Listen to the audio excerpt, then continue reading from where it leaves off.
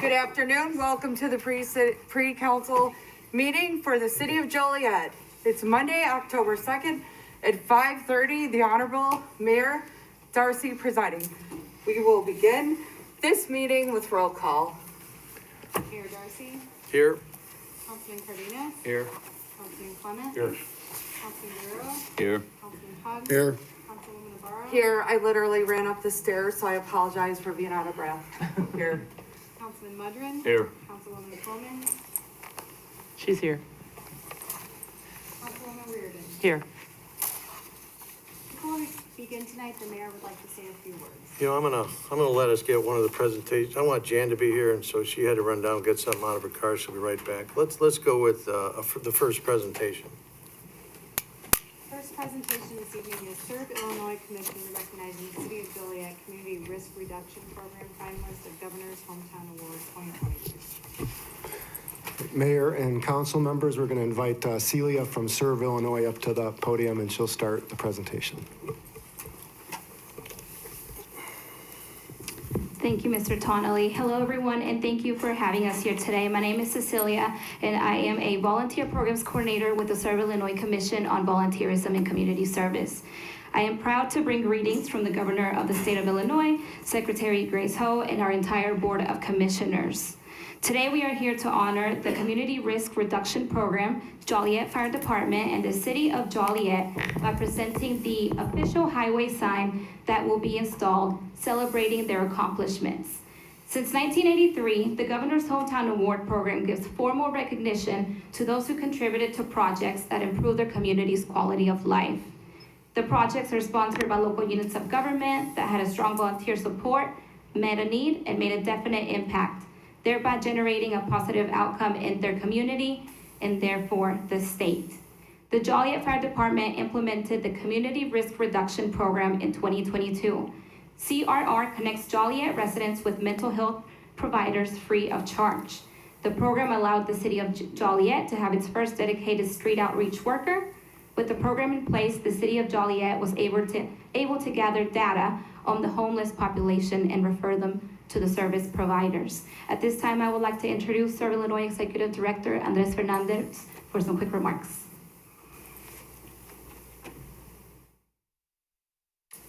Thank you, Cecilia. Good evening, elected officials, Joliet Fire Department, Will and Grundy Medical Clinic, and Serve Illinois staff, and the City of Joliet. Your project deserves recognition for success in bringing together public and private partners to address the challenges of homeless residents of Joliet. The Community Risk Reduction Program has demonstrated successful coordination, impactful services, and most importantly, compassion.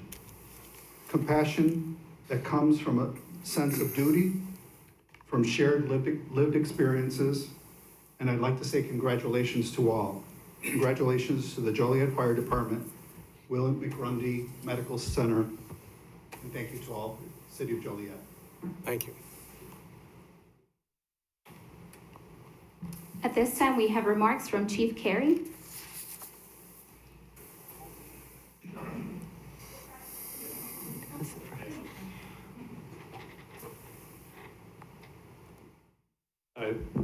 Thank you, everybody. Thank you for the honor in this award. I'd also like to recognize the winner of this year from Pleasant Hill. Pleasant Hill is a small town of 900 people out on the Mississippi River. And community risk reduction is all about the risk in your own community. And in that community of 900, the risk was in the summer the kids weren't being fed.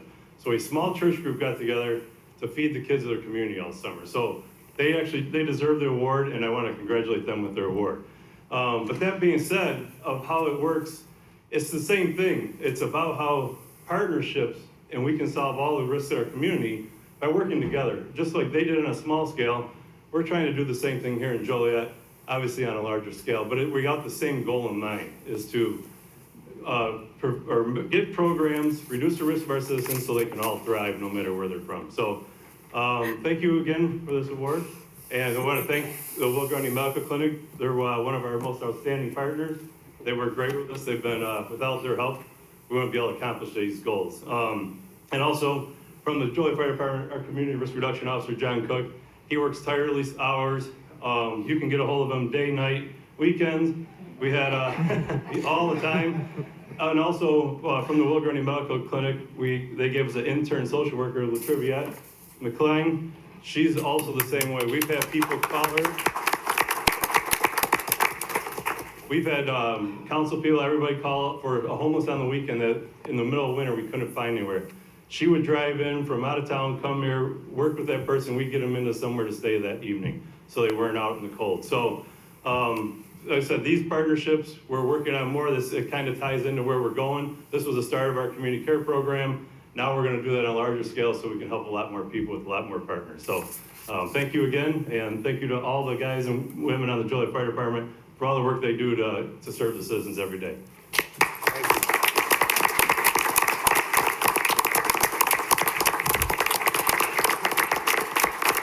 I would like to invite the Joliet Fire Department. Oh.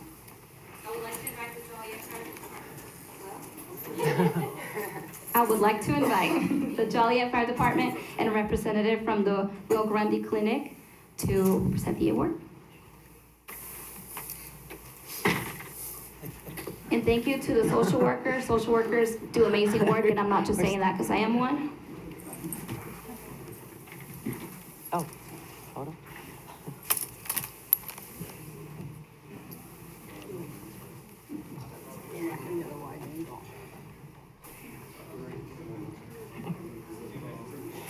All right, squeeze in.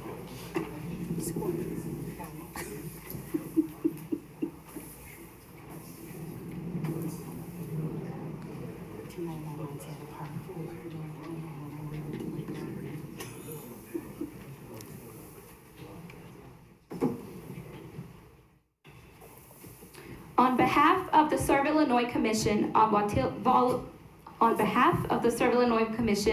Volunteerism and Community Service, in partnership with the Governor's Office, it is my distinct honor to present to the 2023 Governor's Hometown Award sign to the City of Joliet. Congratulations.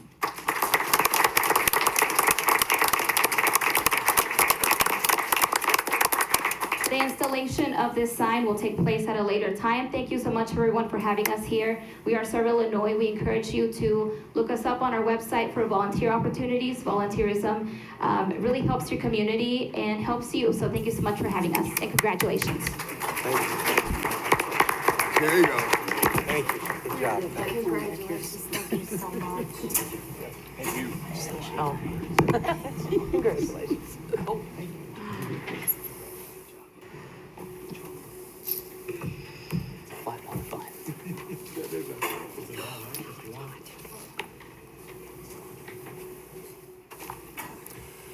I just want to get a few words in on something was brought to my attention late Friday afternoon. I was asked about the grant that Joliet Township received for $8.6 million to assist asylum seekers. I knew nothing of it. And I want to take a moment to clarify the facts regarding the news about the grant from the municipalities serving asylum seekers. The people sitting on this dais were placed here by the people of Joliet with a duty and obligation to preserve and protect their investment in their property and preserve their quality of life. That said, the decision makers of this city did not have knowledge of a grant request made by Joliet Township with community partners and organizations. The City of Joliet Mayor's Office and Joliet Fire Department did not sign or approve any memorandum of understanding with the township or other community partners and other organizations on the grant that was submitted. If the township accepts this grant and individuals arrive in our city, it will be a tremendous strain and overtaxing on our existing infrastructure, impacting our Joliet school system, social services, public and private health resources, and public safety. I want to ensure the residents understand the City of Joliet Mayor's Office and Joliet Fire Department did not agree to sign off on this grant application. I've been in discussions with State Representative Larry Walsh Jr., Natalie Manley, State Senator Meg Lawford-Capel, and County Executive Jennifer Bertino about this grant. None of us knew anything about this till it hit the news. None of them were aware of the application until the release that went out late Friday afternoon. At this time, I've asked Joliet Township Supervisor Angel Contreras to withdraw the grant application.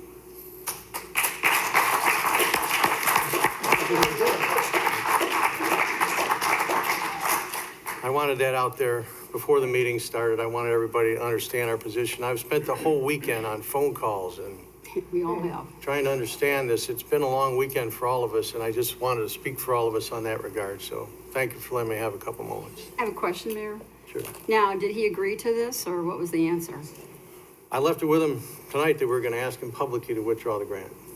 Okay, if he doesn't withdraw it today, then I would ask that he come here tomorrow and address the council. And the township has a meeting on October 10th. It's a small little building, but pack the place.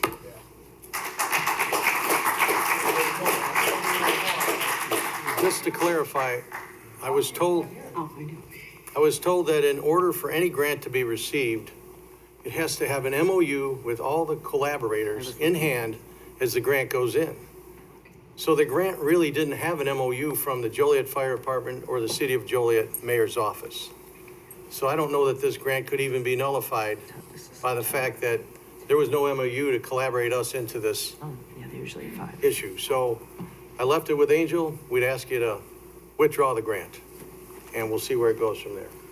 Thank I've you. looked back on former meetings, they take place at 5 o'clock typically.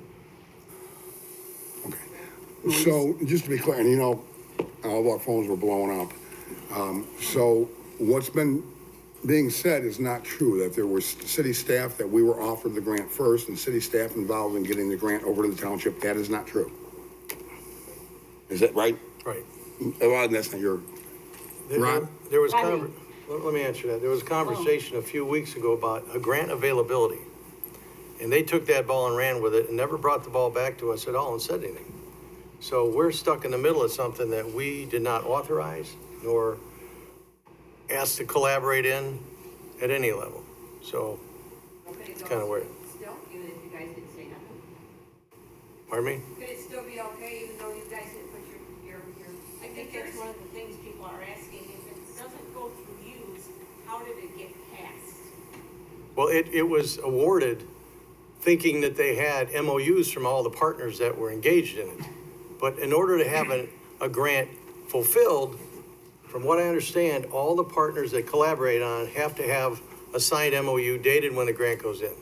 Few pieces missing, Joliet Fire Department and the City of Joliet Mayor. Maybe we also ask, what is the difference between the city of Joliet and Joliet Township? I think that's where everybody's getting confused. We're the city of Joliet, this is the city of Joliet council meeting. What exactly is Joliet Township? I mean, where are the two differences and how are they combined? Joliet Township is a form of government that is governed in areas of the city that are deemed township, Okay, but they're not Joliet city residents. okay, They're still Joliet. okay. They're not on our tax roll in that sense. Very Yeah, I know, it's kind of confusing, but it went out in the press that the city of Joliet was granted this, and that's when it hit me like, whoa, wait a minute. We didn't even apply for this. Well, and Mayor, to clarify for your question is, there's 7 townships that are part of the city. okay. We have our municipal boundaries, and we govern within those boundaries, make decisions for our fellow residents and so forth and so on. So township, like county, really most of their duties are fulfilled for those that are unincorporated, fall between the municipal cracks. They're not cracks. They're not in Lenox, they're not in Joliet, they're not in Plainfield, they're not in Joliet. They're unincorporated. They typically don't have sewer and water, obviously. They have septic and so forth. These are the unincorporated. It's a separate set of government with separate elected officials, just like school districts. Okay? And just to tag along on that, if I may, back in the day, those were rural areas, that's why they made those townships. But really today, we don't need townships anymore. So, if you folks think about this, we can get a referendum going to abolish the Joliet Township and maybe the surrounding ones as well, because they're of no use. The city takes care of everything, basically. So that's my thought on this. We should get rid of it. Miss Angel, Mayor, can they come to the microphone because it's being recorded? Come on up to the mic. I'm sorry. It's being recorded, that way we can get it all on I'm tape. sorry, I'm Jock Jack. I'm 73 resident here, I just want to ask that you, Mr. Mayor, did the angel tell you or tell anybody how many people does 8.5 million buy? That doesn't even do 5 streets in our city. You know, I'm just saying, what is he getting and how many people he's bringing in? We got to know. We had no discussion about it and. None. Yeah. Zero, And- zip, Zero. none. This So, cannot be legal anyway then, correct? right. The MOU is not signed by us, so we're not collaborating, and without us, I don't think this thing's gonna go through, so.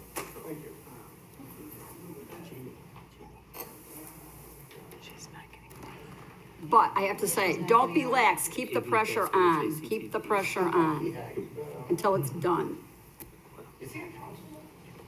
I know we're not going into public comment, but let's get into public comment. No, you're fine. No, I that's don't okay. object. It's our meeting. That's I'm okay. representing This is the strictly, township people. Okay. Several of them. Okay. My name is Pat Smith. I live in the township. Can this legally be challenged without proper official documentation served? If it is not withdrawn, can it be legally challenged? I was That's our told it question. can't because the two of the MOUs that were part and party of this collaboration were not signed and will not be signed. That's what we needed to hear. Will not be signed. Yes. Thank you. Mayor, real quick, can we answer that gentleman's question, the Vietnam vet? Thank you for your service. No, Mr. Contreras is not a council member. It's a separate governing body completely. Thank you so much. Sure. Thank you for telling me that. Thank you.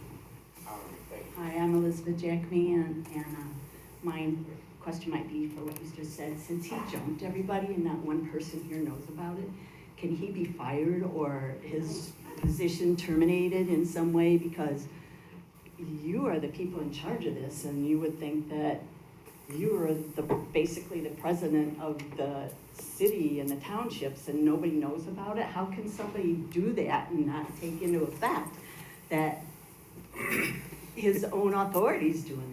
It's a separate elected governing body, so we don't have jurisdiction with the township. And they can still go ahead and overjump? Well, they didn't overjump us. They included us and they shouldn't have. So we're where we should be. We're not gonna sign any MOU and we will not allow that. Where is the projected spot where these migrants would live? This was not planned out. This was a request that was granted, and unbeknownst to us, we don't have capacity to do that, so. And if this goes through, which I'm sure Governor Pritzker will do because it's already in the press, that, shoot, I lost my train of thought. It's okay. What are the protected plans and how many people are we gonna have here? We're not gonna let this happen. So we really don't know anything, right? No. I was taken aback on Friday afternoon, spent the whole weekend on phone conversations, understood what our position was, that we were not privy to our name being put on this as a collaborator, found out that without that MOU that it can't go through, and asked them to withdraw. And thank you for jumping on that immediately and holding us up. That's very commendable for doing that and respecting the citizens of Joliet. I thank you. Thank you.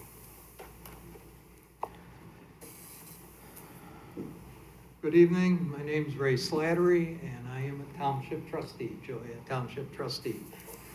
And I was just as surprised as everybody else. I did not know about it until Sunday morning. I can assure everybody here that the township board has not voted on this yet. So, you know, there has been nothing done as far as the township is concerned. And I'm positive, the way everybody feels, and that we will not approve it. You know, but I have talked to Angel twice on this already in the past 2 days. And I'm not sure if the information I'm giving out is correct, but he informed me that there were like 1,200 families already in Joliet. They have been in Joliet. Well, they've been here. That's what he said. That's what he told me, and I have no way of knowing. This, you know, I'm finding all this out, you know, today when I found that out, and Why he did that without even talking to anybody on the board, I have no idea. How do you do that? We all know. Especially with his background. Yeah, he's got a bad background. Now you know how he's gonna work with these guys. Well, I think, You know, that's all I can tell you. Supposedly, one other thing he told me is that we were supposed to act as the people that, or the government that would get the funds, and then we would disperse them out to people that are sort of helping the migrants. So, but that's all I know about it. And like I said, I didn't find out until yesterday morning. And that's when I found out from my phone. There wasn't in the paper about 1,200 families here already. Well, that's what he told me. Whether that's true or not, I don't know. And that's why I'm here tonight, to try to get more information on this myself. Mayor? thanks, Ray. Mayor, may I Appreciate say? it, Ray. Ray. This woman here, guys, I know it's very convoluted, it's hard to understand how this is working, some of you are right. You made a mention, how could he be working for that? He doesn't. Mr. Contreras is the township executive by election, just like we're all elected for the city position. So that's a decision by the voters, it's not by necessarily Mr. Slattery or the members of the board. Well, I'm not saying it was. Right, he's an elected official. For a lot of ideas that I can't even believe he's Right. in charge of what he is in charge of at the time. But he's elected, he answers to you, not to other elected officials. There you go. To whoever lives in the township. One more thing I want to clear up, and then we'll move on to the meeting. I heard the same number, Ray, that you heard. And I checked with the chief of police. I said, do we have an issue with asylum-seeking migrants? And he said, not that we know of. So I heard the same number you heard, but we don't have any police issues. So I'm going to leave it at that. We don't have an issue right now. And without taking this grant, we won't generate any more asylum seekers to our community.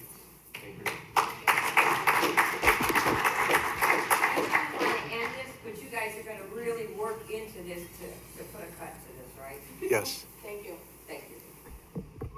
Mayor, I got a question for you, because you seem to have gotten maybe some more counsel from this, from people that are more experts on this.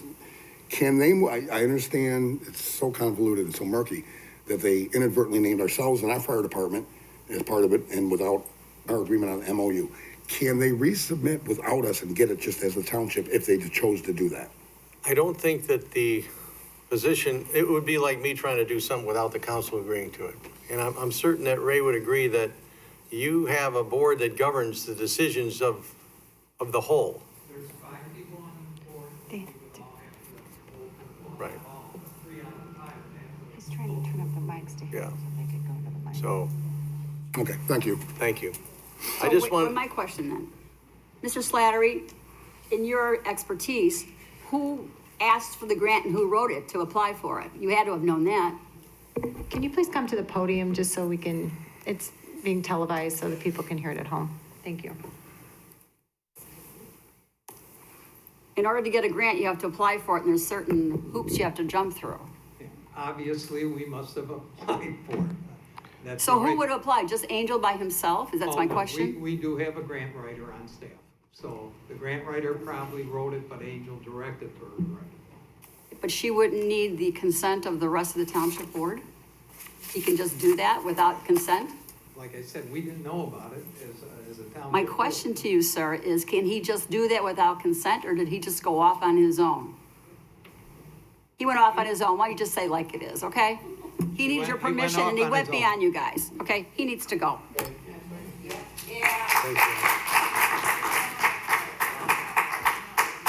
all right. Thank you all for giving us the time. Thank you.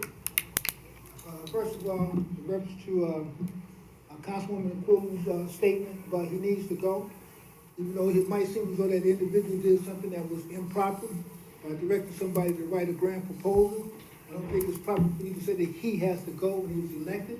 You might not agree with, his position, but he was elected by a group of people. And as my man just said, they're going to discuss it. But you shouldn't be saying that this person got to go, because there's a number of individuals here on this council, and as long as you've been here, this council could go. Okay. But I'm not up for DUI tomorrow at the court. Yes. Okay. Let's get order back and give Back it to to the the meeting. mayor. Thank you. All right, back to the agenda. Thank you. Next on the agenda is a presentation on the downtown parking operations and management study.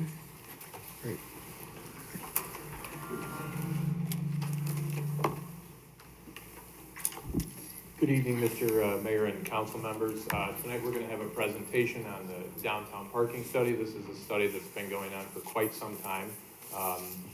And we are going to present our current findings. I'm going to introduce Ben Sands, who is the consultant who's been working for the city on this, WGI.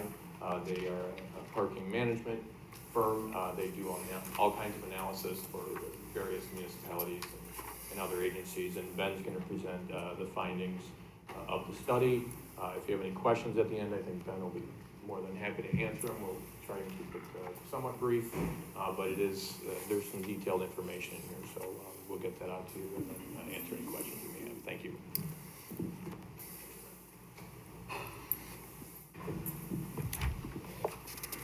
Thank you very much. My name is Ben Sands. I am the manager of parking planning and operations for WGI. We're a national transportation engineering and consulting firm. We commenced this study back in 2021. Most of the study was completed in 2022. Study tasks were the review of the previous parking and planning studies, conducting an online survey, hosting stakeholder engagement meetings, performing a site visit with parking occupancy review, and conduct a benchmark analysis of comparable cities. From those tasks, we generated recommendations for parking organizational structure, parking supply, current and future, parking technologies, rates, parking enforcement, wayfinding and informational signage, as well as downtown beautification and some parking financing strategies. So at the time of the study, it was still when the Scott Street deck was part of the portfolio of the city. We have 590 on-street parking spaces, 2,282 off-street parking spaces. With the removal of the Scott Street parking deck, there was a loss of 340 off-street parking spaces. Our stakeholder meetings were conducted with the Joliet Library, the Slammers Baseball, Joliet Government Affairs Committee, Joliet Chamber of Commerce, and the Center City Partnership. We also conferred with city departments, finance, police, planning, parking, economic development, legal, and public works. The discussion topics ranged from parking rate structures, Ottawa deck operations, parking enforcement, financial sustainability of the parking system, and technology upgrades. From those conversations, we had consensus that there is adequate supply in Joliet's parking portfolio, that there are definitive improvements needed for parking wayfinding and informational signage, and that there was a need to modernize parking technology to improve efficiency of enforcement, payment processing, and operations. The parking rates need an update, and there should be operational strategies to improve the financial sustainability of the parking system. Our public survey had over 370 responses. Some really interesting information came forth. I think the first one was the parking fees. We had kind of equal parts fair price and overpriced. But after that, we seemed to have a recurrent theme of people not particularly satisfied with the parking in Joliet. When we looked at the customer recommendations for parking improvements, the three big points that we saw were safety improvements, lighting, and cleanliness. Majority of employees park in company designated facilities. We noted downtown businesses have heard complaints from many customers regarding the parking situation downtown. They may even avoid downtown due to the parking. I think this was mainly a reference to the rates. We did a peer cities analysis. So we compared Oak Park, Geneva, Aurora, Naperville, Waukegan, Evanston, and Champaign, and Peoria. And throughout this, you'll see that Joliet typically lands towards the upper end of the spectrum in terms of the rate strategy, with the exception of commuter parking. So this is a representation of our off-street occupancy review. As you can see, I think the main thing I wanted to draw your attention to is the 39% occupancy. And that was a telling, very low occupancy for these facilities. And it drew forth several kind of follow-up questions about rate strategies, so on and so forth. We did a quick analysis of future demand, taking into account that your occupancies are relatively low. You have more than sufficient parking for planned development and transitions of the commuter behaviors. Even as commuters start to go back to work more, it still shows that you'll have a surplus of parking. Your existing technologies are a smattering of gated and ungated parking technologies using coin-operated meters, pay and display units, and gates at commuter lot and the Ottawa garage. The parking organizational structure is somewhat diversified, with parking enforcement officers reporting to the police department, while parking operations staff and maintenance staff report to Public Works. I gave a quick summary chart of enforcement collections activity over the past 3 years. That was most recently updated. Parking wayfinding signage, wayfinding and informational signs. I just gave many examples here. There's very disparate sign styles. There's been some application of aftermarket decals for some of these signs to change the pricing. Certainly some opportunities there. Drawing your attention to the profit and loss component of this analysis slide. I think it's important to note that the city of Joliet, even pre-COVID, when parking revenues were significantly higher, was still subsidizing the parking operation and the provision of public parking for the city. And what I mean by that, let me go back, is that it was never a solvent enterprise, right? It was never bringing a return. It was never in the black, so to speak. Each year, the city had to contribute some component to cover the operational costs. So this is that big conversation about fee or free parking. Our assessment and our recommendation is that the city move away from fee-based parking on street and move to a time-based enforcement scenario for on-street parking. We believe that the occupancies and demand for parking do not substantiate the continued perpetuation of charging of fees on street, and that the city has a need to bolster economic vitality and support economic vitality, and that transitioning the on-street spaces, specifically in Zone A, where the highest demand occurs, will provide some benefit to the curb-based retail, and will assist, or at least at minimum remove the parking complaint for why people aren't investing and opening businesses in downtown Joliet. Recommendation is that while we're saying a free parking, we're not saying an unmanaged resource, right? Parking is a public resource, and it must be managed to curtail abuse. Recommend instituting a time limit for on-street parking in Zone A that is a short-term time limit designed to encourage turnover of the spaces, to encourage multiple uses of that space by different curb customers, while long-term storage is pushed to the off-street locations. As far as the parking requirements, the city of Joliet only requires parking be developed for residential uses in the downtown district. Based on the occupancy patterns and the proliferation of opportunities for adaptive reuse throughout the downtown, we felt like there was an opportunity for the city to remove this requirement for developing parking within the downtown district, since there is such a plethora of additional parking available at this time. Reorganizing parking.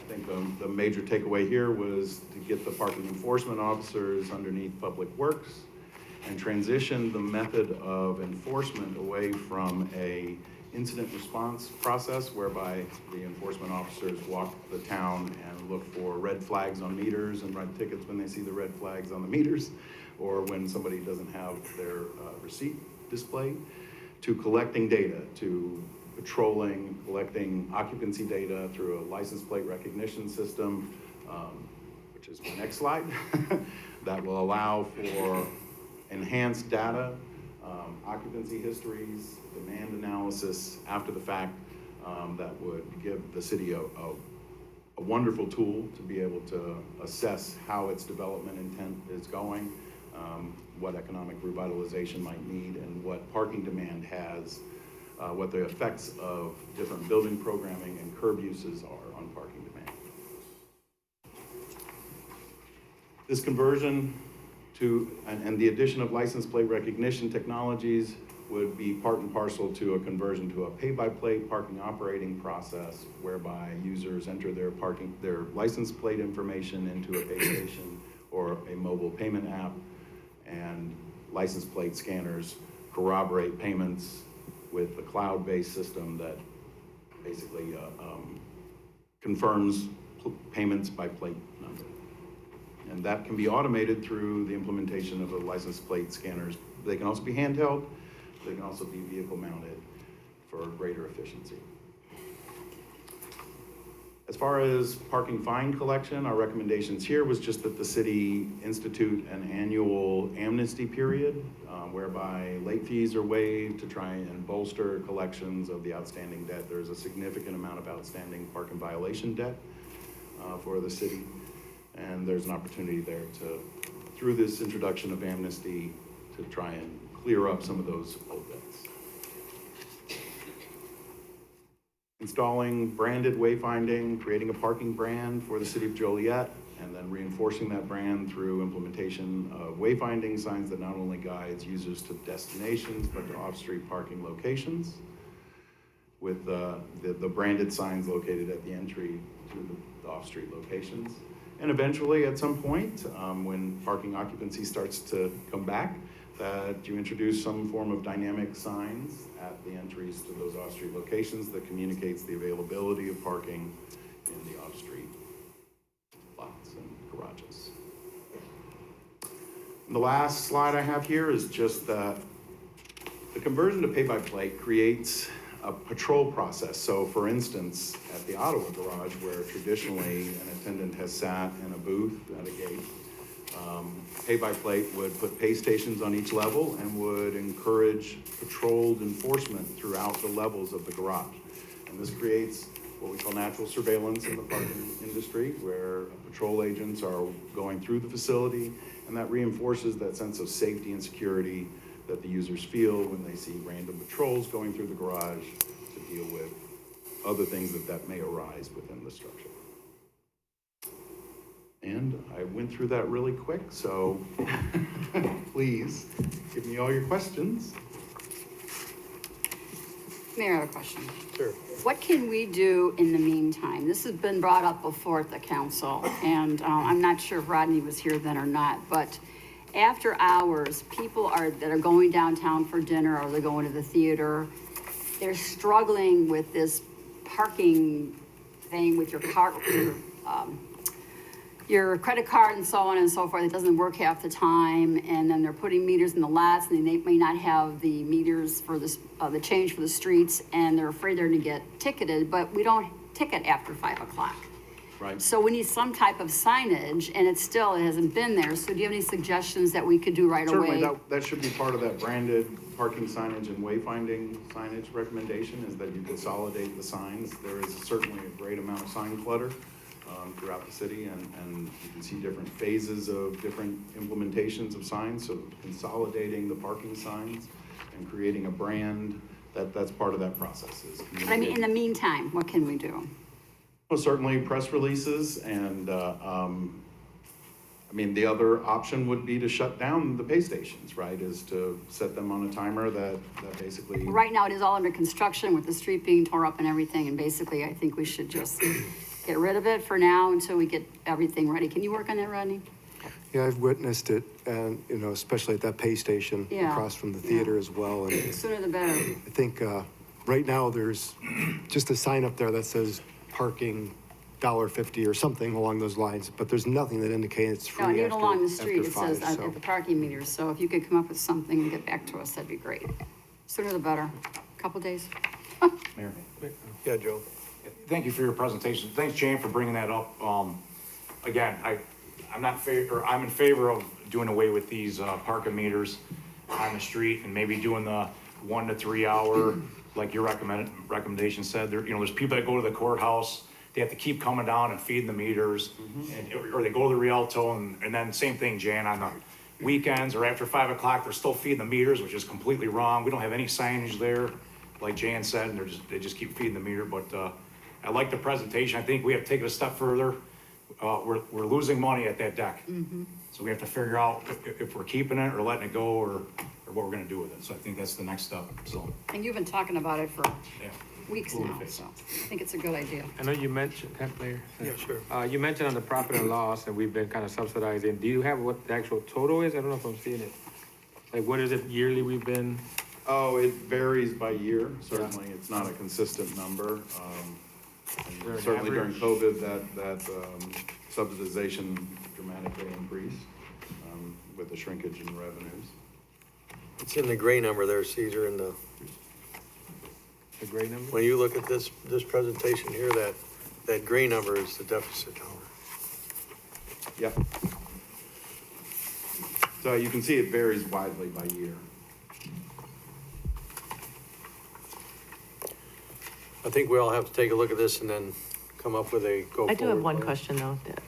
For the decks and the automation of the decks, are you talking about something similar like we do in Chicago, where it's on our phone and we just tell the zone we're on? Certainly, and that was gonna be my other answer to Councilwoman Quillman, was the implementation of mobile apps and signage with mobile apps. But I think what you're asking is, how do we communicate that they don't need to pay, right? That they don't need to worry about it when they're coming to the Rialto after hours. I mean, simply a sign at the entry just saying parking enforced until 5 p.m. daily should assuage that.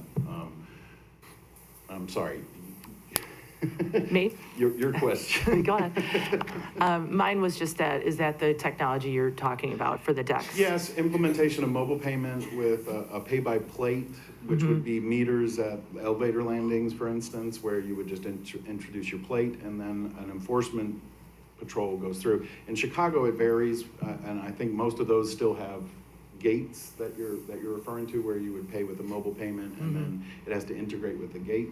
I mean, the city stands at a precipice, right? You're on a highly antiquated garage technology. It will cost several $100,000 to institute new technologies there that are gates. Gates create residual costs in terms of repairs for breakages and those kinds of things.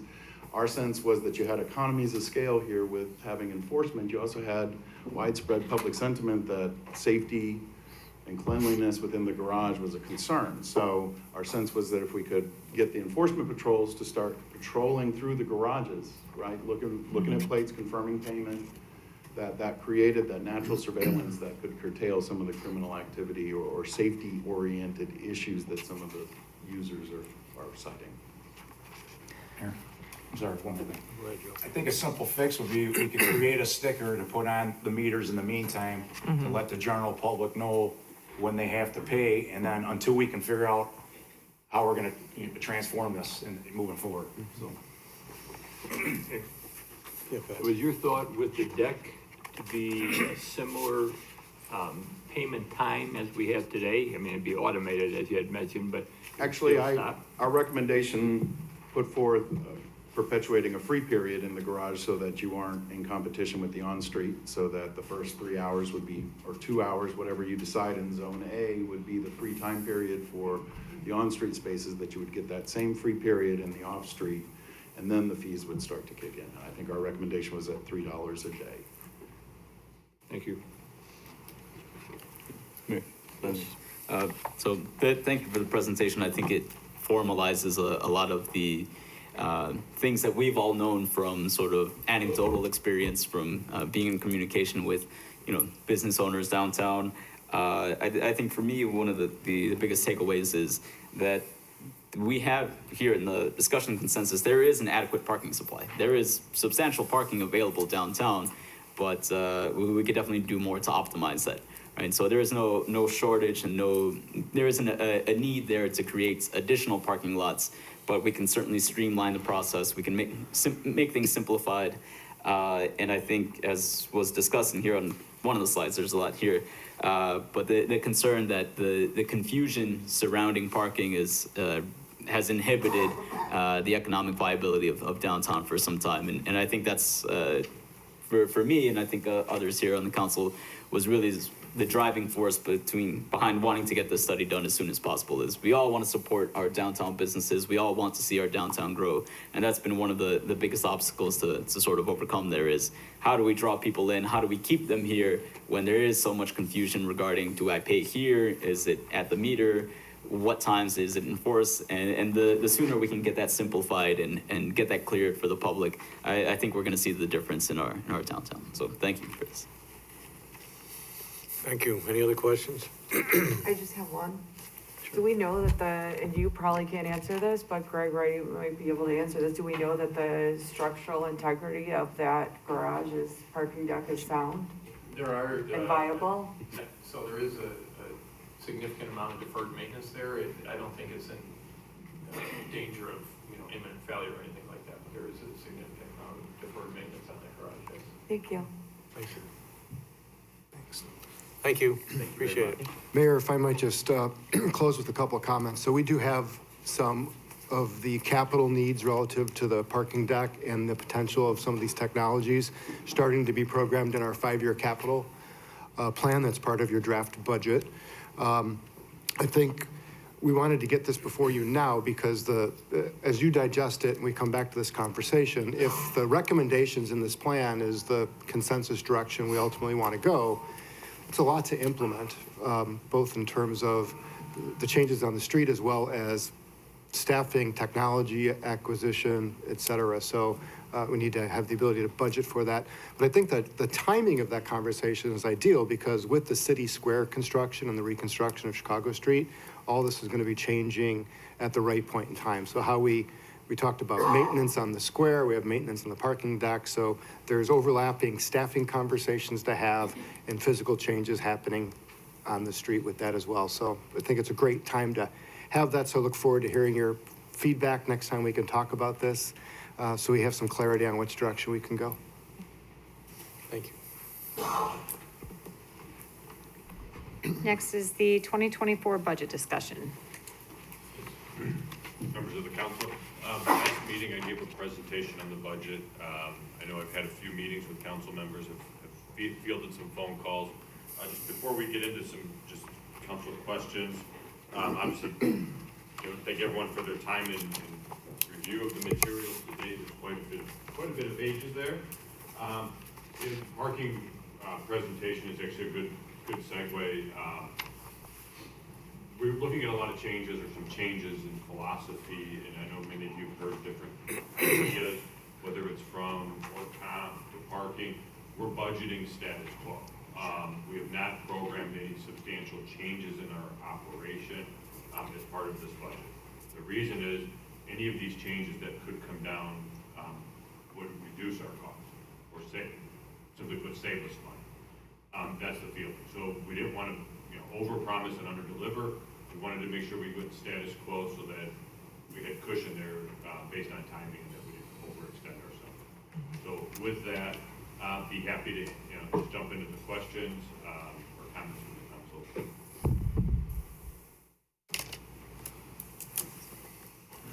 Anybody have any questions?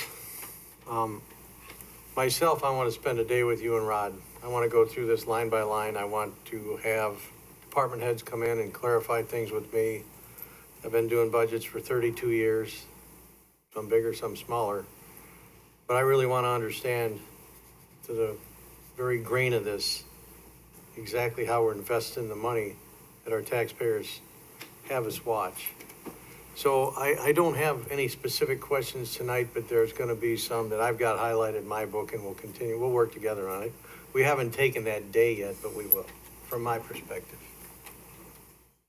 You bring up a good point. I mean, obviously, it's a large document. As you have a bunch of questions, just as part of the process, wanted to make sure we kept in front of the council the ability to have any discussions.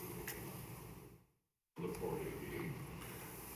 Kevin, I think you're aware of my objections, and we'll speak further about that. And a good example is kind of, it was perfect timing.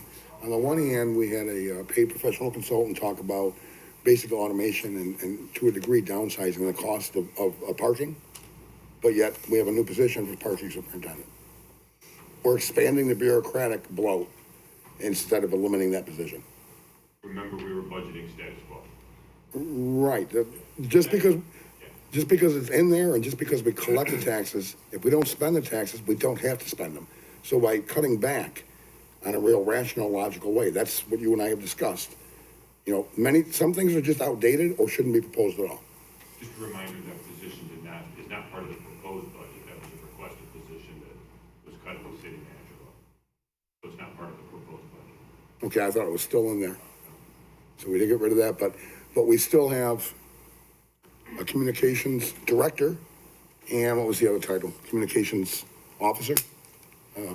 Right? So again, yeah, it's just adding a lot. Of the 32 new positions, I believe roughly 30 new positions being proposed, maybe 6 can be justified. A lot of management level stuff on, you know, behind the scenes, lighten the load for the current staff and that management, and it's not going on the street for the residents. So you and I will talk further. We talked. Just want to clarify this.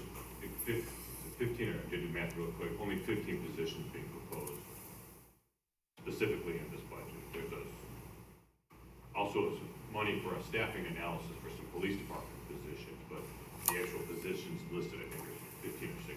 So, yeah, and some of the numbers have changed. So did I miss an email? Because the only thing I have is the August budget, and there was no budget attached tonight. So I was delivered in everyone's mailbox. Okay, but why not digitally? I was away at the time. Why not digitally? The original one was digital. We got it in an email. Oh, the one at Finance Committee? Yeah. Yeah, it was a shorter version. It wasn't many pages. Right. So, okay, so there may be a couple of cuts. It's still not enough for my taste, and you and I have talked. But there's been some cuts that I'm overlooking. I never received it, and I don't work in hard copy unless I have to. I mean, digital's not that big of a deal, right? Okay, thank you. Question, Mayor. I mean, you and I have discussed this many times. How many inspectors are we looking for right now in the budget? For city services, for? So there's no new inspectors. There's No. currently 10. But there was 2 that we approved a year ago that were never filled. And then we lost a person, we lost the director, and he was supposed to get help, which he never did. And I've been harping on this for the last year because when we put the new single-family rental program in, we were supposed to get 2 more inspectors. And the director that we had, unfortunately, he got all this loaded on him. He had no additional help, and he finally just left us, which was a sad, sad thing. He was good at what he did. So this is very important to the city of Joliet, and that department is way understaffed. We did add 2 inspectors last year and a building clerk, and we did fill those 3 positions for the single family. A building clerk, Building clerk. a clerk. We had 2 inspectors for the single family rental, plus an office person to support them. But you need more people. You need a director in that department. And I know someone has applied for it, and I hope that he gets it. But I don't know why we're stalling. We need to get these positions hired. And I know a lot of people don't want to come here because they're afraid with all the turmoil going on right now, which is unfortunately, because we're a really good city and we could take good people, and I wish they would apply. And I know there's a lot of people in-house that are going to be applying for positions, and I would hope that their qualifications meet the criteria, because you can't replace history with new people. People that have been here, they know the ropes, they know who they're talking to, they know the city. And it's okay to hire outside, you know, but if people are working here and they want to better themselves, they want to help the city out, I think, and they had a history here, I think that they should be promoted. But that's my feeling. I think this is the one department we cannot slack. Yeah. Priority, did you say priorities, Rodney? It's a priority. Oh, good, work on it. Can you give us a timeline, the process of when we're gonna get this passed and? So, obviously we started, I think everyone understands when we started. So I've scheduled, as I mentioned last meeting, we're required to have public hearings. We can still change and modify things after the public hearings, but just to get them out of the way, schedule those for 2 weeks from tomorrow. I think it's October 17th, so we'll have those hearings, and then the budget can be adopted anytime after that. Obviously, it's got to be done before the end of the year. Thank you. We encourage us not to wait till the last minute. I know we're moving a little bit quicker than normal. I mean, this information's out sooner than it had been in the past, so thank you for that.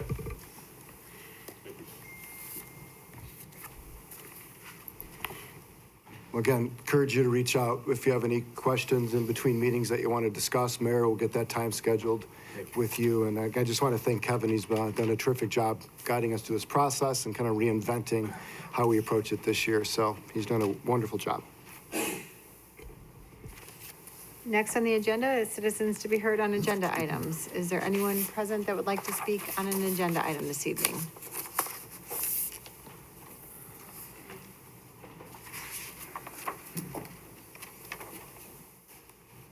So this is regarding the loss of 340 parking spots. I've tried to go to the courthouse, and for anybody that's handicapped, it's an extreme nightmare to have to walk from the street to the doors to get in.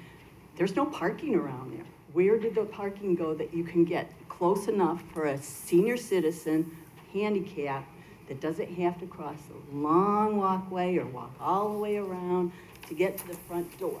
It's just absolutely horrible. It's as if you don't want anybody that can't walk normal to get to the courthouse.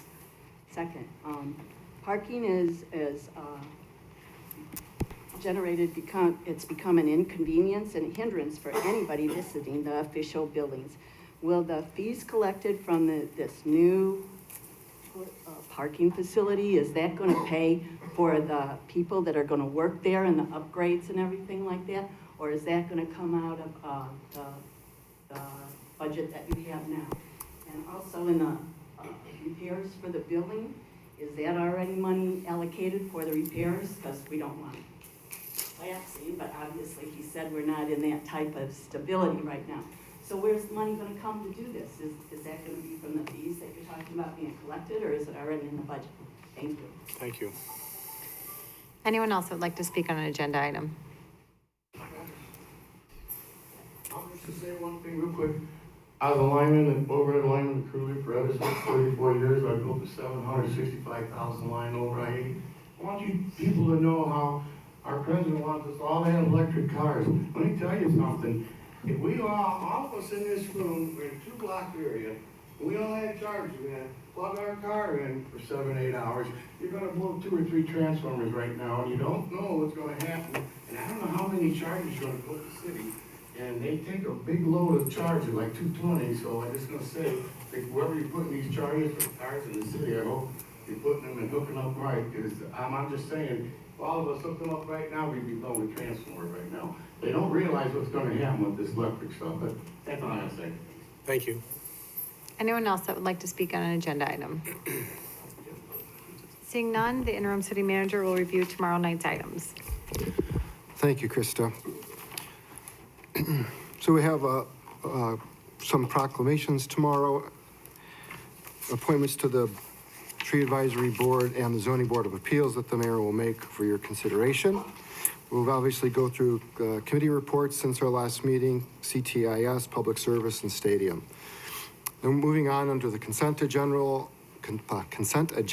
pardon me, as normal, our prior minutes, invoices to be paid report. And then we have a lengthy number of contracts and items to review, so I'll just touch them individually. Let me know if you have any specific questions for me or any of the staff relative to each of these items. But Council Memo 485, this is a professional service agreement for Phase 2 engineering services.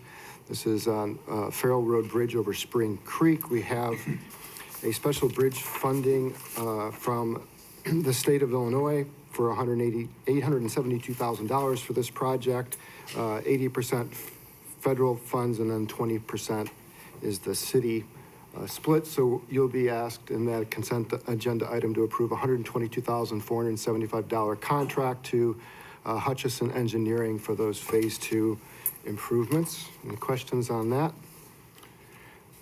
486, that council memo, dash 23, that council memo is award a contract for Stone Street as part of our 2023 roadway improvement MFT projects. It's an award of $844,672.83 to PT Farrow Construction.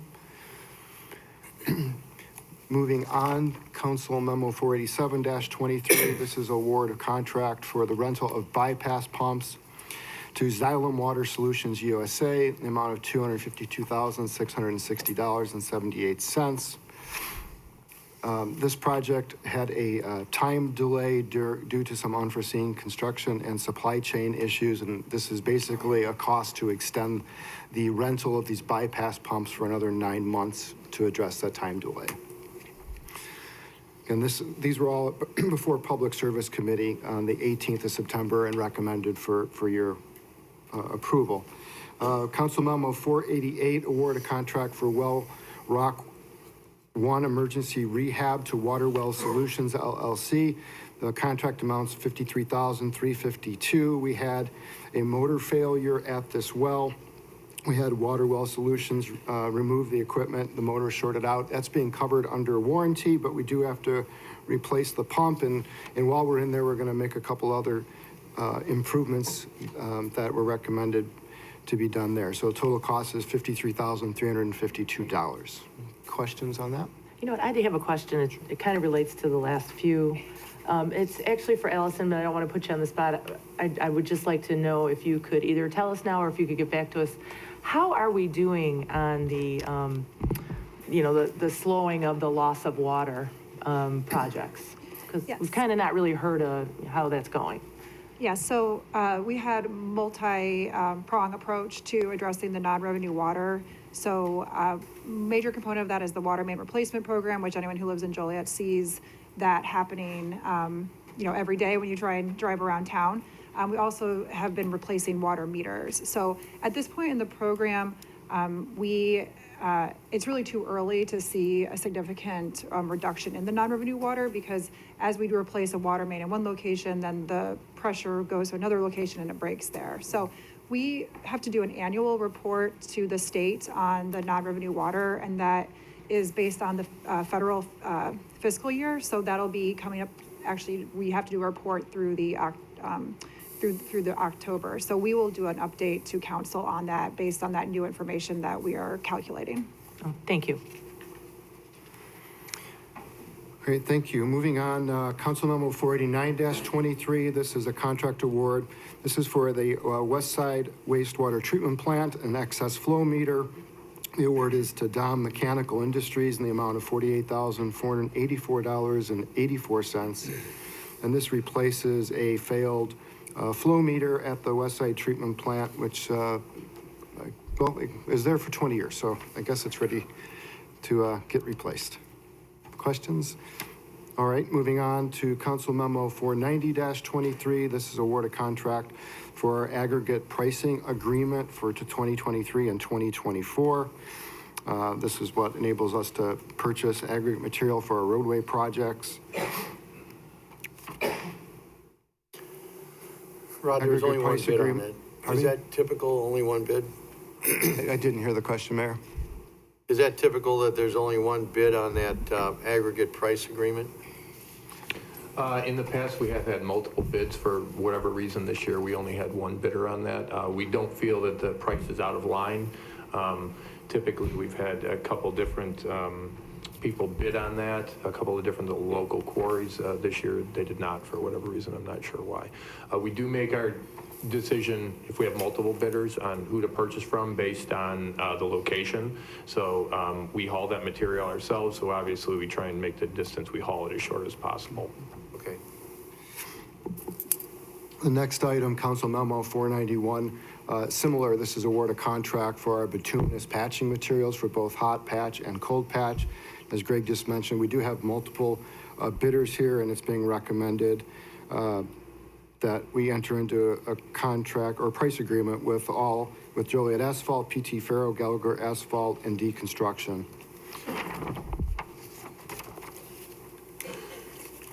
Again, Council, that depends on location, Greg, is that what that? Yeah, again, Before? it depends on location. If we have something on the far west side, we don't want to, buy from the supplier furthest away. We try and shorten the distance, from who we purchase from. This is all handled by our own trucks, so. That's correct. Okay, Yeah. thank you.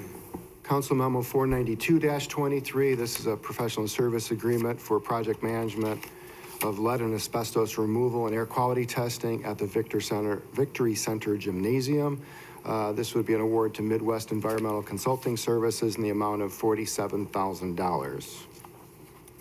Rodney, would you give a little explanation for people that want to know what that's all about?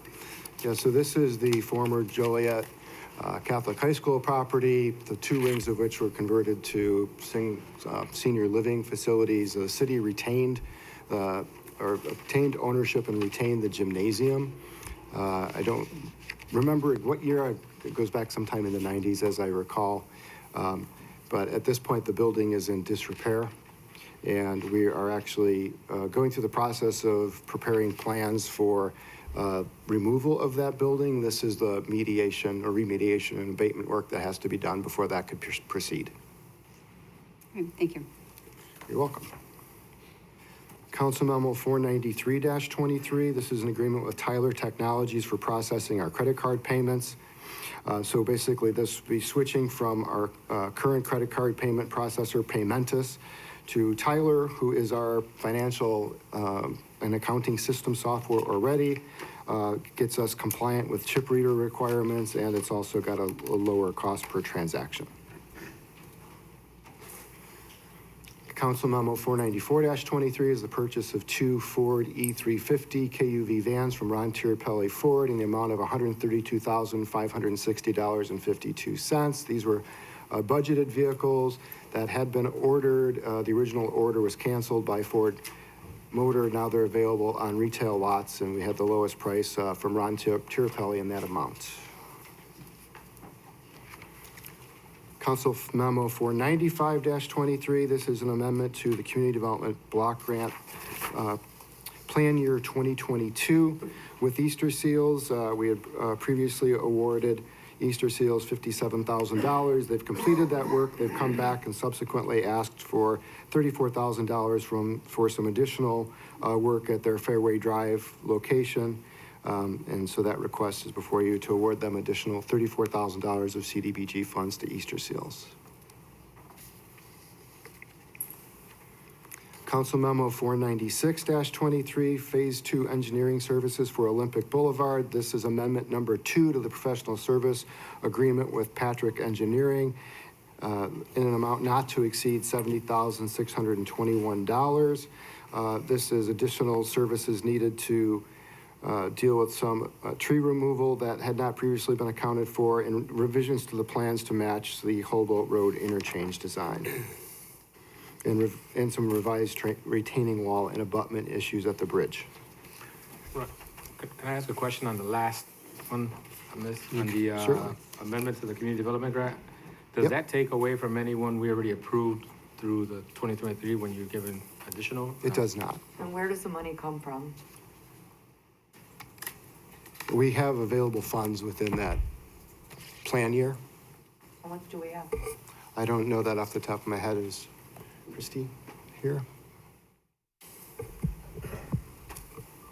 Perhaps Christy can answer that off the top of her head. We have, later on in your agenda, you're gonna be looking at the substantial amendment. This is part of the substantial amendment that we discussed at the diversity and community meeting. We have remaining funding going back to 2016 that we need to reallocate and spend down. Easter Seals reached out requesting additional funds because the costs went up when they applied. This is just helping our community project. I think Councilman Cardenas was just worried that it was coming from somewhere else, and I was since just he's curious, not a yeah, part but of does it come out of that committee. those additional funds that we have that we can do that? Yeah. We're not taking away from. Or anything we approved already for? Thank you. We have a bunch of dollars that we have to reassign that never got used. We'll talk about that in a minute. Thank you. Okay, I think we concluded on the Olympic Boulevard Professional Service Agreement Amendment number 2. Moving on, 497-23, that council memo is amendment number 2 for Black Road Lift Station modifications to Donahue and Associates in the amount of $99,934. Again, this was the issue with the supply chain and unforeseen conditions that had this project extended to December 31st, 2023 for completion. Can I ask a question on this one, Rod? Yes, sir. When I look at these modifications, when someone bids a job and they completely look at the job, how do add orders and modifications come in? I see a lot of them on this agenda, and I'm curious, if someone bids a job, did they look the whole, I get it on the vaults that are 100 years old, but some of this stuff seems like it could be a little bit more cut and dry. A bid's a bid, and I'm just wondering how these add orders keep flying at us. Well, I'd ask Craig, maybe you can address that on the public work side, or Allison on the utility side. Every one of the contracts and projects is unique, as we've talked about with that, but maybe they can generally categorize what our approach is on those issues. Yeah, we try and capture all the items that would be needed for a construction contract, for instance. Typically, our bids are not lump sum bids, so they're unit price bids. So, we could, and I'm just picking an example here. We could assume that or estimate that there's 100 feet of curb replacement on the project, right? But then, based on the best available information. Then we go out and construct it, and it turns out we need 125 feet. And then you cascade that across a several $1 million contract, and it adds up. You could potentially look at doing a lump sum bid contract instead of a line item contract. However, unless you have that completely locked down, and you have very detailed specifications, that can be problematic. And the other issue with doing a lump sum bid contract is the contractor now has to forecast, what they're going to see. So you're going to probably drive the price up, the bid price up from that item, or for that contract rather. There are instances where we find it advantageous to add work to contracts. If we came in substantially under budget, like you'll see some of these resurfacing contract change orders came through. They came in substantially under budget. The prices were favorable. Rather than doing another contract, we decided to add work on and take advantage of those prices, that type of thing. And then there are also unforeseen circumstances. So again, for instance, we're doing a project in the downtown area. We have the best available information. We do some excavation. We come across something underground that's been there for 100 years that nobody has any records of, that type of thing. That's pretty high level on the change orders. Allison, I don't know if that covers everything, or if you have anything to add. Greg, what you said covered everything that I would have discussed. A lot of utilities projects is those unforeseen circumstances. You think you're going to get in there and just have to, replace some of these lift stations, one pipe, then you start working on it and you realize that there's a lot more to the job to get it fixed. So, but all the other reasons that Greg's also is, we do a very good job of monitoring change orders so that we, want to have the lowest price for the city. So we don't take these lightly, but again, mostly unforeseen circumstances and varying changes in quantities. Well, that answers it, because there was more questions I had, and when it was additional work. So I see a unit bid allows you to, if you have more time to do it and obviously they come in a little in their bid, that's where you're adding more curb, I get it. So that's why I was looking at it. Yeah, and just one more item, or point of discussion on that.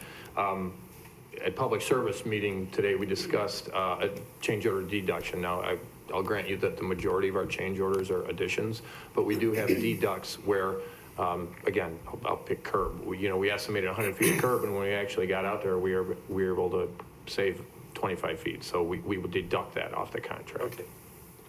Thank you.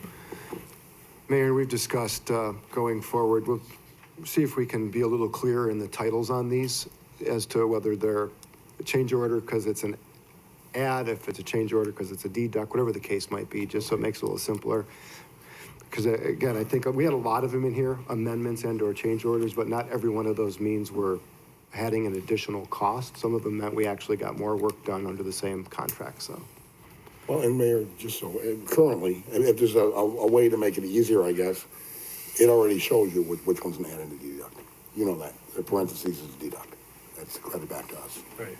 So that's why you see most of them without parentheses, but there are a few with them. I didn't understand we're on unit price bidding. That's why I asked that question. It's clearly the answer makes sense. So thanks. And thank you. Mm-hmm. All right, thank you. I believe we left off and concluded with 497-23. So 498-23 is amendment number 3 to a professional service agreement for Phase 3 engineering services, Chicago Street Sidewalk Vault to Civil Tech in the amount of $22,705. This is adding a vault to an existing contract as we have time and dollars to get one more done. 499-23 is a change order number 1 for our 2022 roadway arterial resurfacing MFT contract with PT Faro Construction in the amount of $385,636.17. This is also pay estimate number 5 in the amount of $264,539.31, and pay estimate number 6, that amount is $17,614.52. Any questions on that? The next council memo is 500-23. This is change order number 1 for 2022 roadways resurfacing contract, again with PT Faro, different section or contract number E, in the amount of $170,179.48. This also is approval of pay estimate number 3 in the final amount of $202,415.80. Council Memo 501-23 is a change order for the 2022 roadway resurfacing contract C to Austin Tyler in the amount of $463,187.24. Moving on then to Council Memo 502-23. This is the first change order for our 2022 roadway resurfacing contract D to Austin Tyler. This is in the amount of $747,198.73. This also includes your approval of payment estimate number 3 in the amount of $645,102.82. Council Memo 503-23, change order number 1 for the Plainfield Road Water Main Project. This is for the area between Black to Center. This is to Trine Construction in the amount of $101,470.50. Again, the original contract amount is almost $4.8 million, and this is for additional work for horizontal directional drilling that was required. Council Memo 504-23 is a change order number 3 for a ductile pipe purchase for our 2023 water main replacement program. This is a change order to underground pipe and valve in the amount of $32,297.62. Council Memo 505-23, this is a change order. It's number 3 for the sidewalk vault improvements, 16 West Van Buren Street and 79 North Chicago Street. This is to Lindblad Construction in the amount of $210,841.40. This allows us to add an additional sidewalk vault that's essentially at BMO Harris Bank at 78 North Chicago Street, which they'll not be able to complete. That's all the items that we had under the consent agenda. Is there any other questions on any of those? Can I ask a question on the vault work? Did I hear the ComEd is going to slow us down again? Is that true? Yes, we're having challenges timing-wise again with ComEd. We've got some ComEd people here, right? No, you know, I'll call Larry Walsh Jr. on that. He has connections at ComEd. So if we need to do that, we'll definitely get that call in right away. Yep, I think we're at that point again. Thank you, Mayor. Okay, thank you. Next section of the agenda is on licenses and permits. 507-23 is issuance of Class K and Class C liquor licenses at 500 Speedway Boulevard. The Deputy Liquor Commissioner is here to give an overview of that item. He's hidden by the podium. Hi, Kevin. Two, they're very similar. Then we'll 507-23 is an application for a Class K and Class C license at 500 Speedway Boulevard for Levy Premium Food Services at Chicagoland Speedway. Class K authorizes the service of alcohol beverages for consumption on the premise of a stadium during an event. Class C license allows for the sale of alcohol beverages to be consumed off premises. This will be offered on weekends of events for the services of their campground. All right, the applicant had licenses at this location for approximately 10 years before closing due to COVID. They reopened and will be hosting various moto racing events and are hoping to have a liquor license. The Liquor Commissioner is recommending an approval of these licenses. Memo 508-23 is very similar. It's the application for an issuance of a Class K license only at 3200 South Chicago Street. This is Levy Premium Food Services at Route 66 Speedway.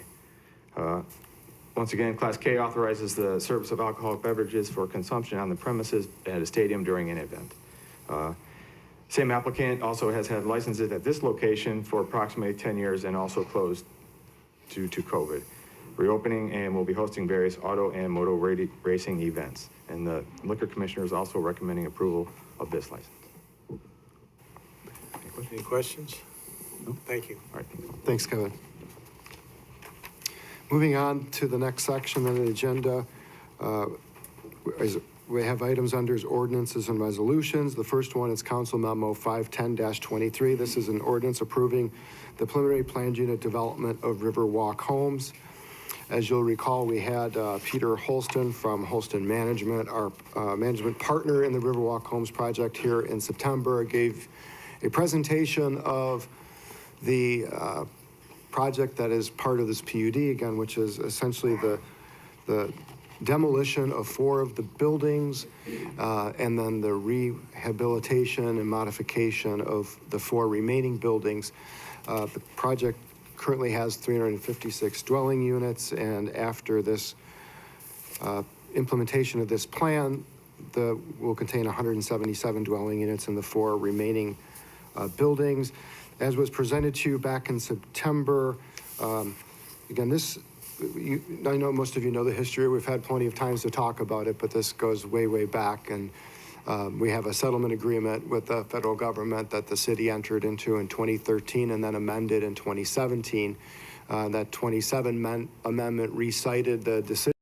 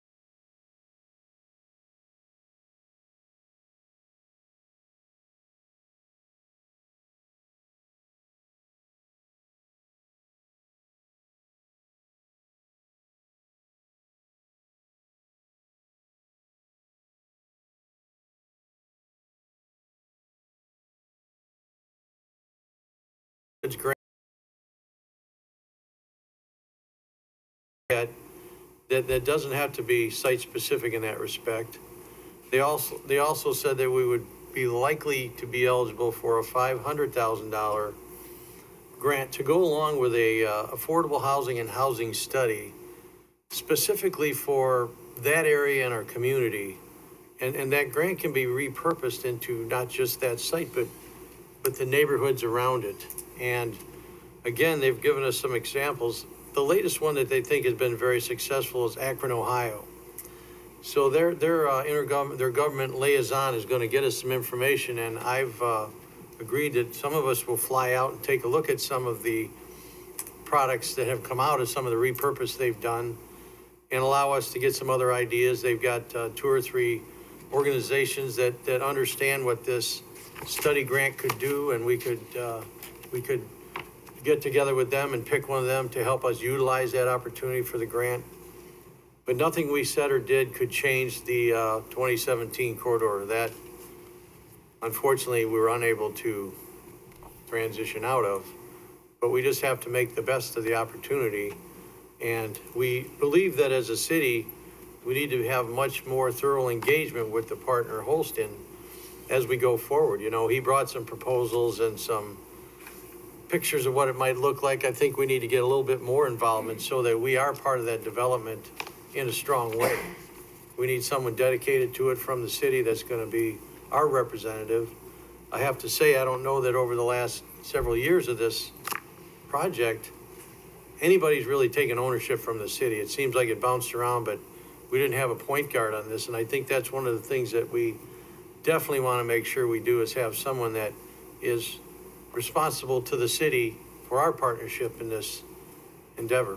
So those are some of the things that are coming out of that. And we're going to continue to work to see who's got the best programs out there that have repurposed and restructured some of the neighborhoods. It's atypical of communities like ours that have older buildings like this, and the neighborhoods kind of have to transition around them. So we want to work together with HUD at the top level to help us pick the best course to go on. Caesar, you have any other thoughts on that? No, I think you covered it pretty well. It's in Caesar's district, so he and I have been working together on it because that's his area, and we want to make sure that we're all doing the best we can to do the best we can. And Rod's been on every one of them with us also.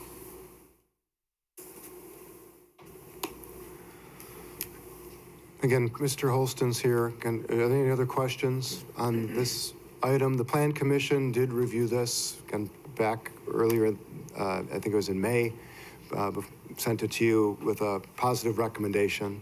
Vote was 5-3. Again, this just fulfills, to reiterate, what we have in our agreement with HUD. And again, the missing piece was the capital to get this implemented, which we've been awarded this year. We have been awaiting a council action because then we are able to execute the letter accepting those LIHTC credits, which will come to expire here shortly. So we have to take action on this to move forward. Any other comments? Since Mr. Holston is here, I would like to address him, please. Sure.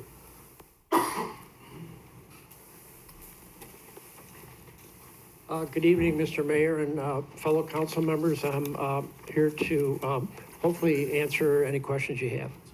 Okay, so let's see. 6 weeks ago now, a young lady came to us, Miss Hamilton, and complained about mold and rusty leaks in her house and a number of other things. I won't get into water damage. I won't get into the whole thing. Yes. So she talked to Mr. Rodney here, Yes. and it was supposed to be taken care of, and there was no follow-up. So I asked again just recently because she came to the council meeting a second time. Yes. And at that time, I took her name and number, and again, I asked Mr. Rodney, would they take care of that? So in the meantime, she calls me just 2 days ago and says she finally went back to her apartment after staying with her mom, and there was still black mold there was still rust, there was leak.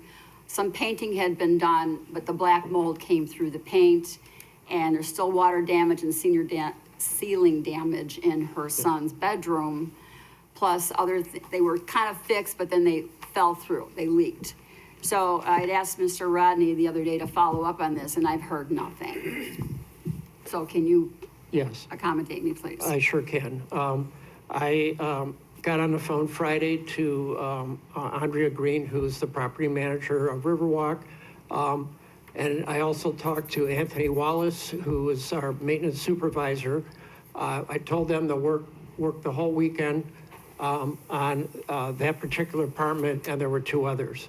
And to represent themselves here, may I ask them to come up? Or is that necessary? They completed all the work that was necessary, but I wanted them to bring photographs to show. Well, when was it completed?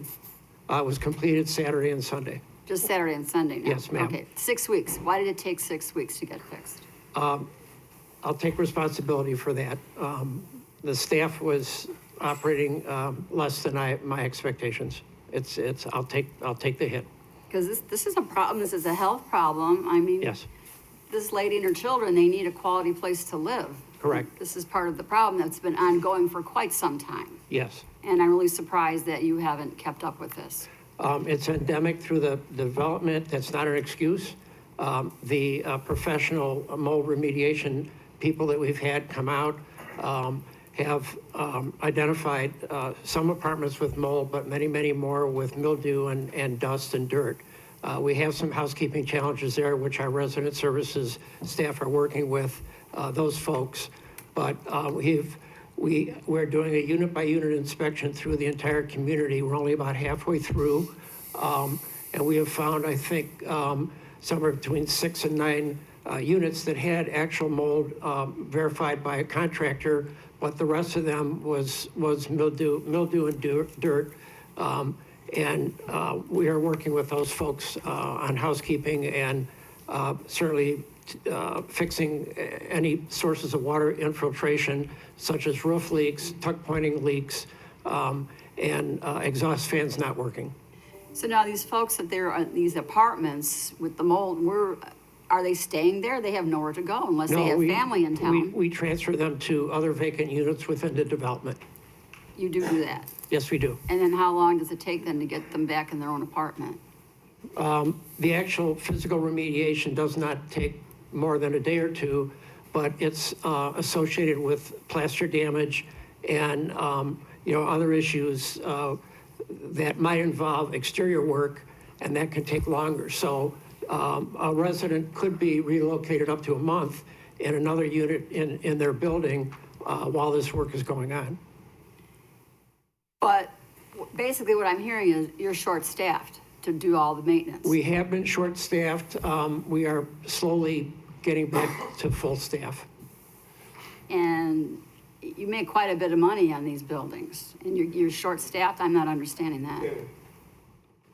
that. It's not for lack of trying to find people. It's very, very difficult right now. We have turned down a bunch of resumes, and we're trying to find the right people. And it's been slow going, but we are getting back to full staffing. Well, these need to be fixed immediately. These are health issues for the people that live there. And again, I'm going to say it, they deserve a better quality of life than what they're getting. These are old buildings and the maintenance has not been kept up. And you, for one, have been on board for, what, 10, 15, 20 years? I can't even remember anymore. About 10 and years. And so you let it get away from you. You let it get away from you. You're just letting it go, and it's not acceptable. I understand, and I take full responsibility. Well, okay, but that's not helping the health of these people that live there. Well, to use the 3 people over the weekend as an example, we did get it taken care of. And as the complaints come in, we will keep doing it. But we're also being proactive by going through every apartment and noting the problems, filling out work orders, and getting a staff out to fix them. So Well, we are doing that. I'm gonna keep on this. So I suggest that you get on it and take care of the people that live there. They I will. deserve to be clean environment and You have not my- have to you deal have with my mold and assurance. mildew and leaking and everything else. Yes, ma'am. I've had enough. I've waited long enough. No one ever gets back to me. So you're here and I'm telling you right like it is. Got it. I want it done and I want a report, please. Okay. And you can give it to the whole council because that doesn't just include me. Sure. Mr. Cardenas' district, it says in his district. So, okay, as long as we're clear, I'm clear. hire the people, fix it. Okay. Thank you. I have one follow-up on that. This instance over the weekend, what was the source of that problem? We had 3 different apartments, and it was a combination of poor housekeeping, which our resident services staff are now working with the folks. There was some infiltration where you could literally see through the brick wall to daylight, which is a lack of tuck pointing, mortar between the bricks. We've had some issues with the exhaust fans in the bathroom with burned out motors, so the air was stagnated. So it was a number of different things.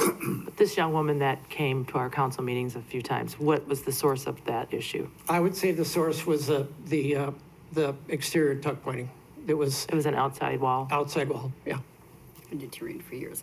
I have one more question to follow up. The housekeeping part, I misunderstood you. So what you're saying is the residents that live there need, they don't know how to keep house, and is that what you were saying? We have a process.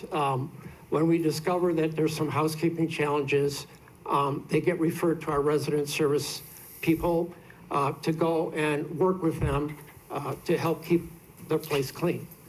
Sometimes there's hoarding, sometimes it's just not keeping a clean house, and we do work with them. We don't throw them out, we work with them. Okay, I was wondering that because I know there's other places around town that the minute they have some new family move into an apartment or one of those little townhouses down the road, they have a whole brand new classes, teach them everything, how to use a stove, how to cook, what to report, what to look for, how to keep house, how to keep your house clean. You know, just basic things like that they used to teach in schools and they don't teach it anymore. So that's what I was gonna suggest, that you do that when new folks come through. Sounds as well. good. Don't Sounds assume good. that they know. Yep. Okay, Andrea, thank you. what were the causes in a specific apartment with the young lady It that was came like in? you said, an exterior wall, and Go then. to the I'm microphone. sorry, and then This is Andrea Green, our Hi. property manager. And then a leak from above as well. And in her specific apartment too, her lights have been off. And she did receive notice for that. She said a she's been 10-day. struggling. Pardon me? She said she has been struggling with her children and Yes. trying upkeep and everything. She Right. did tell me that. Yeah. Now, we're not gonna let that go because obviously, number one, it's a Safe. humane situation. Right. But also when winter comes, we need to protect the asset. So both reasons, humane and property. Okay, Right. I'll be watching. Thank you. And I'll be reaching out to him like I have every time for the last 6 or 8 weeks when Ms. Hamilton's been here or made any complaint. So Peter's probably getting tired of having me yell at him, so. How many times has he called you? I've had, well, he typically emails me. And I'd say over the last 3 months, there's probably been 3 or 4 situations where once or twice, we go back and forth on the email. I talk to my on-site staff and get a report back. Sometimes it's accurate, sometimes it's not totally accurate. So now we're getting to the point where she has to show me photographs of the afters, the work that they've done. That's what she did this weekend, is take photographs late this afternoon before this meeting and document all the work that was accomplished over the weekend that was to remedy the issues that were discussed on Friday. We had our neighborhood services inspector in those 3 units today as well to make sure and document the work. Because it was 6 weeks, and for the first 2 weeks, nothing had been done. I think it So- was, I'm sorry, but I think there was a reoccurring leak. They did go in and do a patch. Yeah, she did tell me that the and inspectors whatever, were and then there, it yes. happened again upstairs, Yes. right. There was upstairs, the wax ring under the toilet went out, and we thought that was it. And then there was something, I guess, with the bathroom sink upstairs. It happened later, and so we just, we kept coming back. But I said, this weekend, get it all done professionally, take pictures. We're gonna be called on the carpet tonight. I want proof, and that's what we have.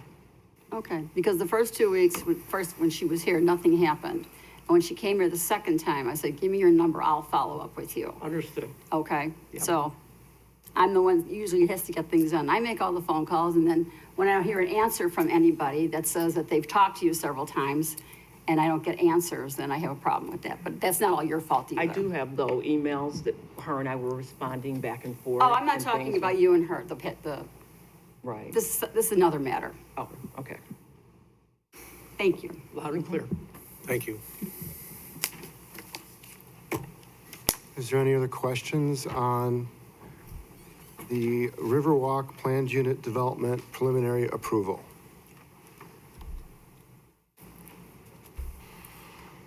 Okay, hearing none, we'll move on to Council Memo 511-23. This is ordinance associated with One Industry Avenue. This is the applicant, BL Duke. Mr. Osterberger is here representing, and I think the client, his client, Lou Plazinski, is here as well. This was back before you in April. This is a request for annexation, and then the addition of a shredding unit to increase processing at this facility. This is an existing salvage yard that uses other mechanical and manual means of shredding. And at this point in time, I think this site's always been historically an industrial site dating back to even the early or mid 1800s. My understanding is when it was before you in April, and I left this in the council memo if you read it, because this, I think, was the hang-up point. There was some belief or concern that this was directly tied to the U.S. Steel battery recycling project across the river, and I believe that's at the time why you tabled it. I don't know, remember, I wasn't here, but not clear on what the details of that was. That is not the case. That project has nothing to do with BL Duke's request to move forward on this site. So this had been before the Zoning Board of Appeals in March, as receiving a vote of 7-0 and recommended forward to you. The rezoning and annexation was subsequently before the Plan Commission, and same meeting, March 2023, and moved forward with a 7-0 vote for your consideration. When it was here last, you closed the public hearing and then tabled the matter. So the applicants had it requested to be brought back to your agenda. And again, they're here if you have any questions for them tonight.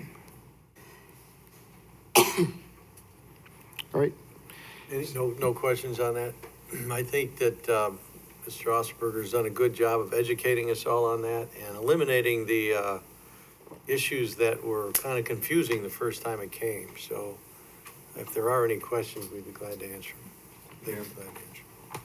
So I was the one who tabled it for staff to table, and was everything that I think Rodney had said, that there was a lot of confusion about whether this was tied to U.S. Steel property, and I've met with the owner and his attorney and have what they really plan to do with it. So thank you for that.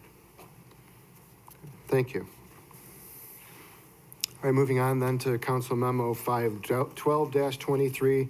This is an ordinance adopting the Joliet Public Right-of-Way Americans with Disabilities Act Transition Plan.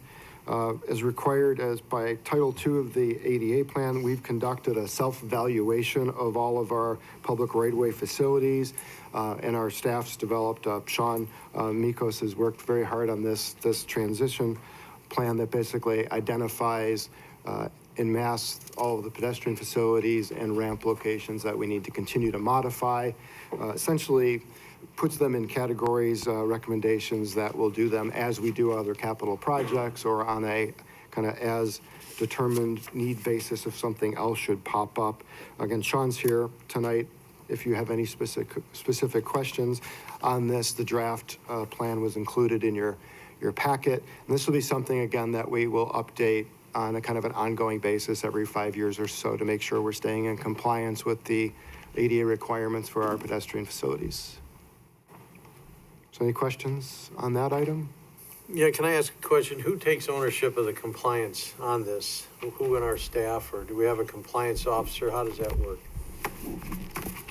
We do not have a compliance officer specifically. Again, I think this particular component of our ADA is broken out by Public Works because it's within the public rights of way for our roads. So this only deals with sidewalks and ramps at street intersection locations. This does not have anything to do with buildings or building entrances or those other components of the ADA requirements. Okay, thank you.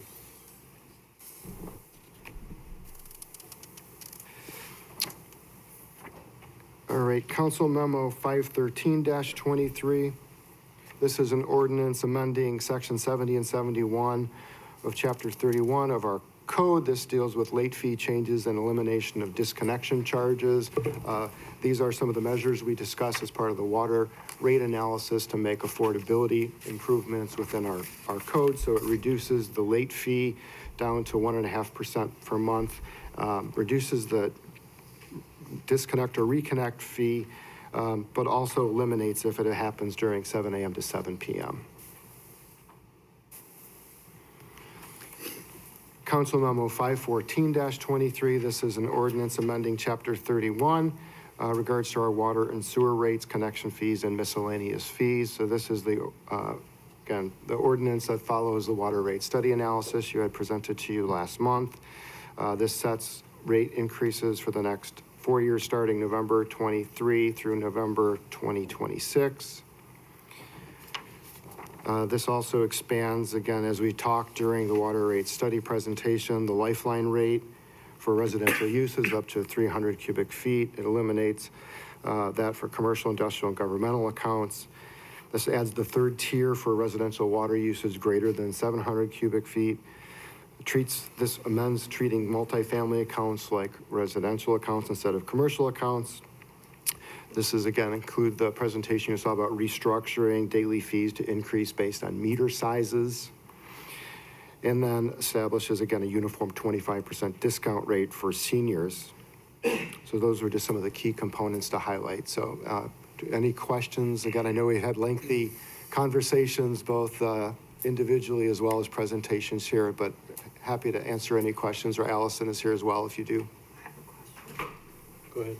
Why are we voting on these in bulk instead of year by year as we go? Again, I think It's, when we're looking to borrow such a significant amount of money, it's important to show the community out there that's seeking to take our debt that we have in place these increases to support repayment. So it's important that we have multiple years in place for that reason, because it does lower our borrowing interest rate. Yeah, I'm not in agreement with that.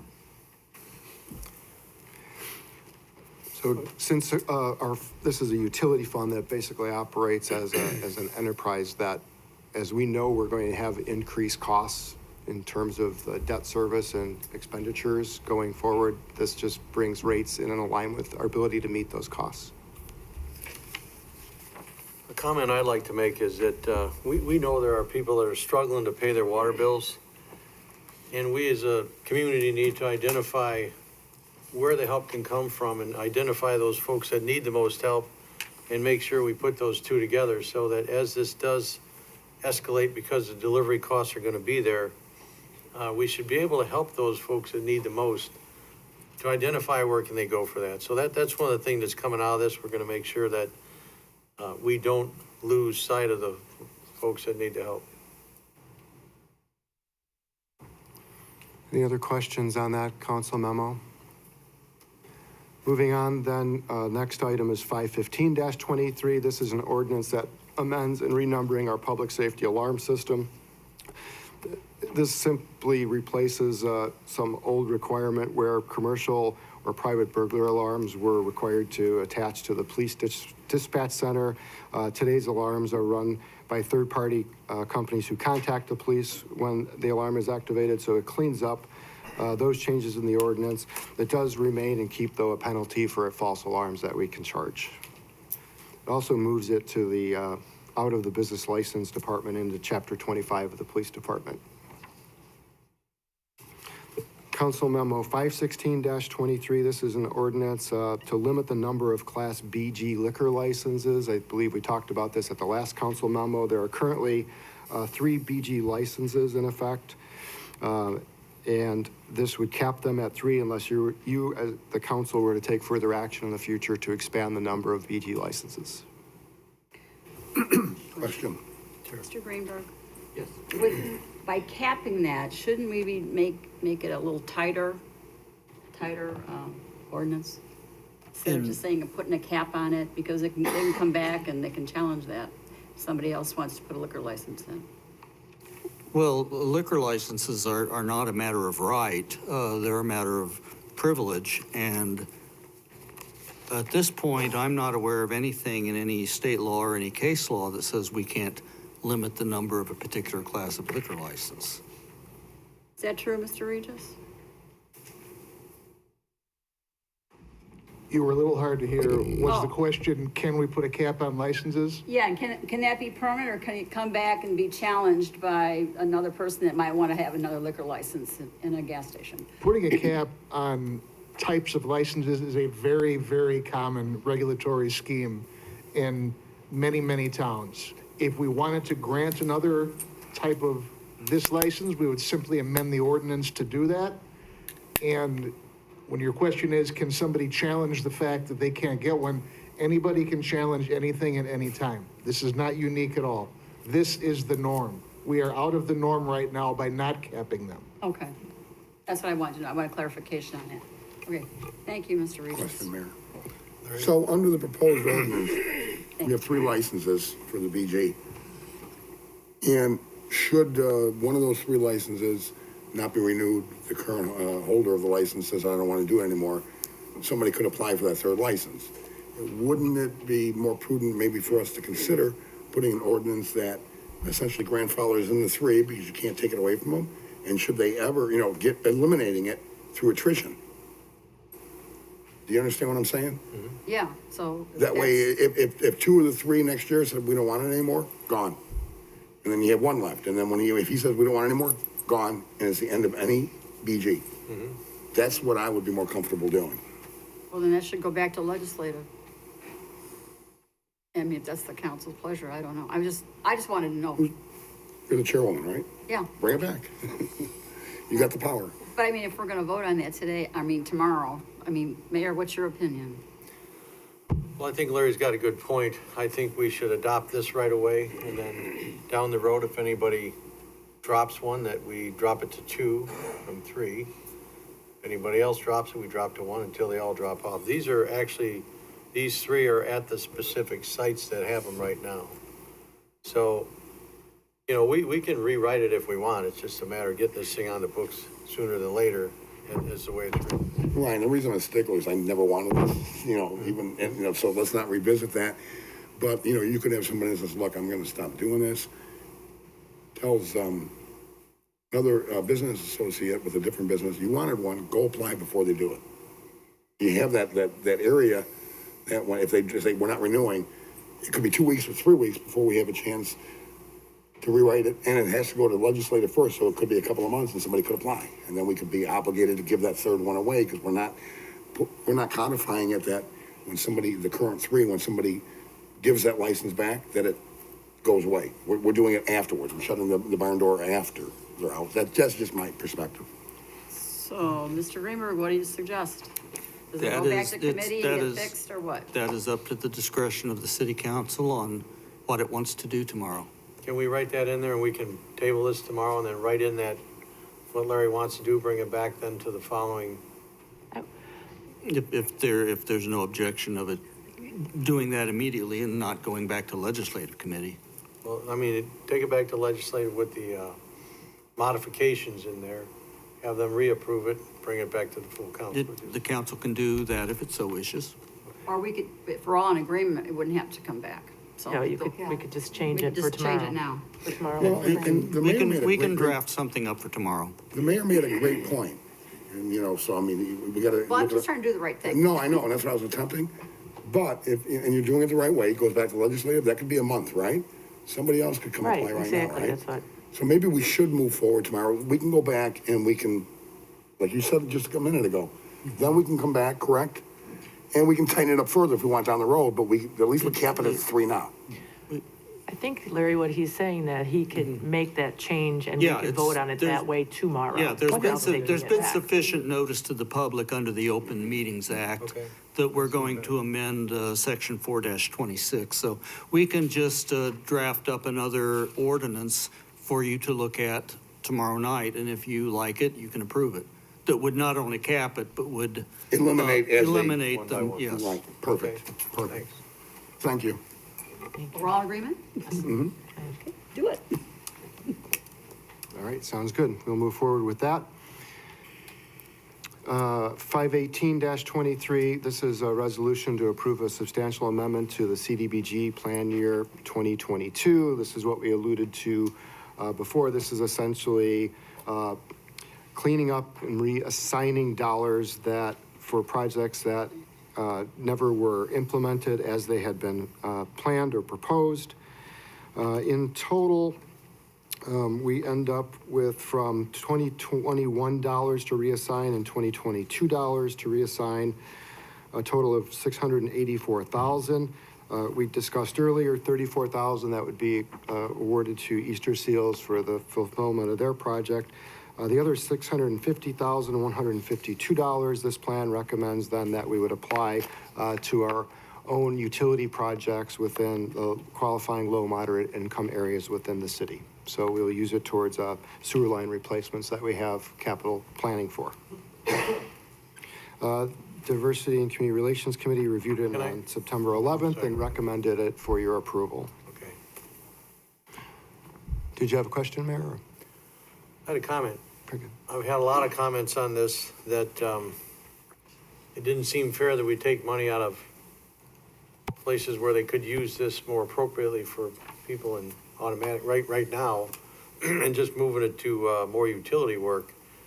Did we look at that option, or is that option available, that some of the people that were bumped off grants, could they be relooked at to replace some of the grant money that was not able to fulfill their request at the time, and then relook at bringing some of that back into some of the social service places that could use this money more immediately? Is that available for us to do with the CBDG money? I don't understand all the rules of it. Yeah, I, again, defer to Christie to answer that. Again, I know we have some timing issues with some of these past years to address as well. Correct. So the 2021 and 2022 funding that's getting reallocated, what's happened historically is each year City of Joliet would move the money from the previous year into the current year. So 2021 just isn't 2021 funding, it's prior year's balances that were rolled over. Under the HUD regulations, each time we need to receive an application from a partner in order to give them money. Easter Seals, we received their application last year, which is why we're able to reallocate them funding this year.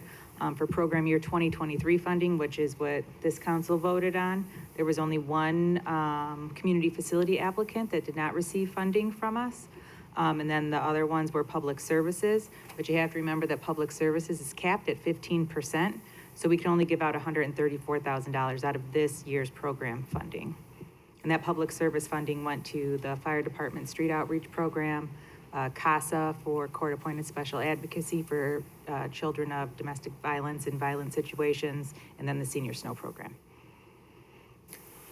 So are there any other applicable areas that we could use this $600-some thousand besides utilities that we know that we've had applicants from over the last 24 months that could reapply?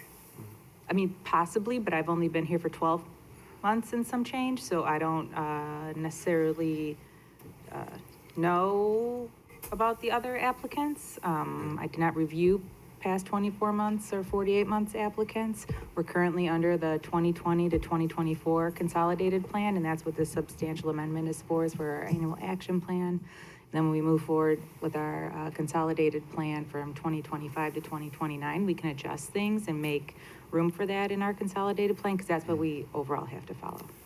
So Mayor, I think, sorry. Do we have a timeline on this that it has to be We do. pushed back? So then there's also, HUD requires the City of Joliet to pass a timeliness test every year. This is our second notification of not passing the timeliness test in the past 4 years.